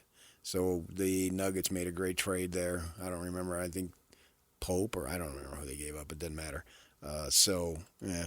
I think they could move up, but they'll have to overpay, so don't do it. Sell the farm, no. Yeah. And Dallas, that guy, what's his face, whoever that GM is, I can't remember his name now, would absolutely be run out of town if they didn't take Flag. They might as well move to Winnipeg. Winnipeg? Yeah. Kind of random, but okay. Winnipeg? Yeah. It would just be shocking. But other than that, we'll see, man. That's what makes it so intriguing. These guys get paid a lot of money to do these very things, and they do what they absolutely think is right, and then it could backfire. And then Denver's sitting there, yeah, we'll take this foreign dude, Jokic. Nobody bats an eyelash. I wonder what the reaction was that night when he came out of the draft. You know what I mean? What were they thinking in Denver? Yeah, okay, well. Take a flyer on this guy. Yeah, we'll see. And then he blows up. And he's a surefire Hall of Famer. It's crazy. It's so crazy, man, that's the way things can go. And you work so hard and do everything possible to get it right. And all those teams, and some of them twice, obviously passed on Jokic. Well. Yeah. Oops. And since the draft went to 2 rounds, clearly he's got to be the best all-time player. Yeah. And obviously, if you knew now what you should have known then, he would have gone number 1. But nobody knew. Yeah. So now you got to fly off to Spain and Slovenia and France and Germany. There's a kid from Israel, but I think he's playing in Germany. But I think they did do that. Right. And they still did that, and they still. Yeah. And he was chubby. And he was playing against fourth-tier competition. Yeah. It's just crazy that that's going to determine your fate. But that's the reality. But also, too, you can just work your butt off and make the right pick at the right time, too. It's not just all throwing darts against the wall blindfolded. DJ PK, we're all done. Jake and Ben are next right here on The Zone.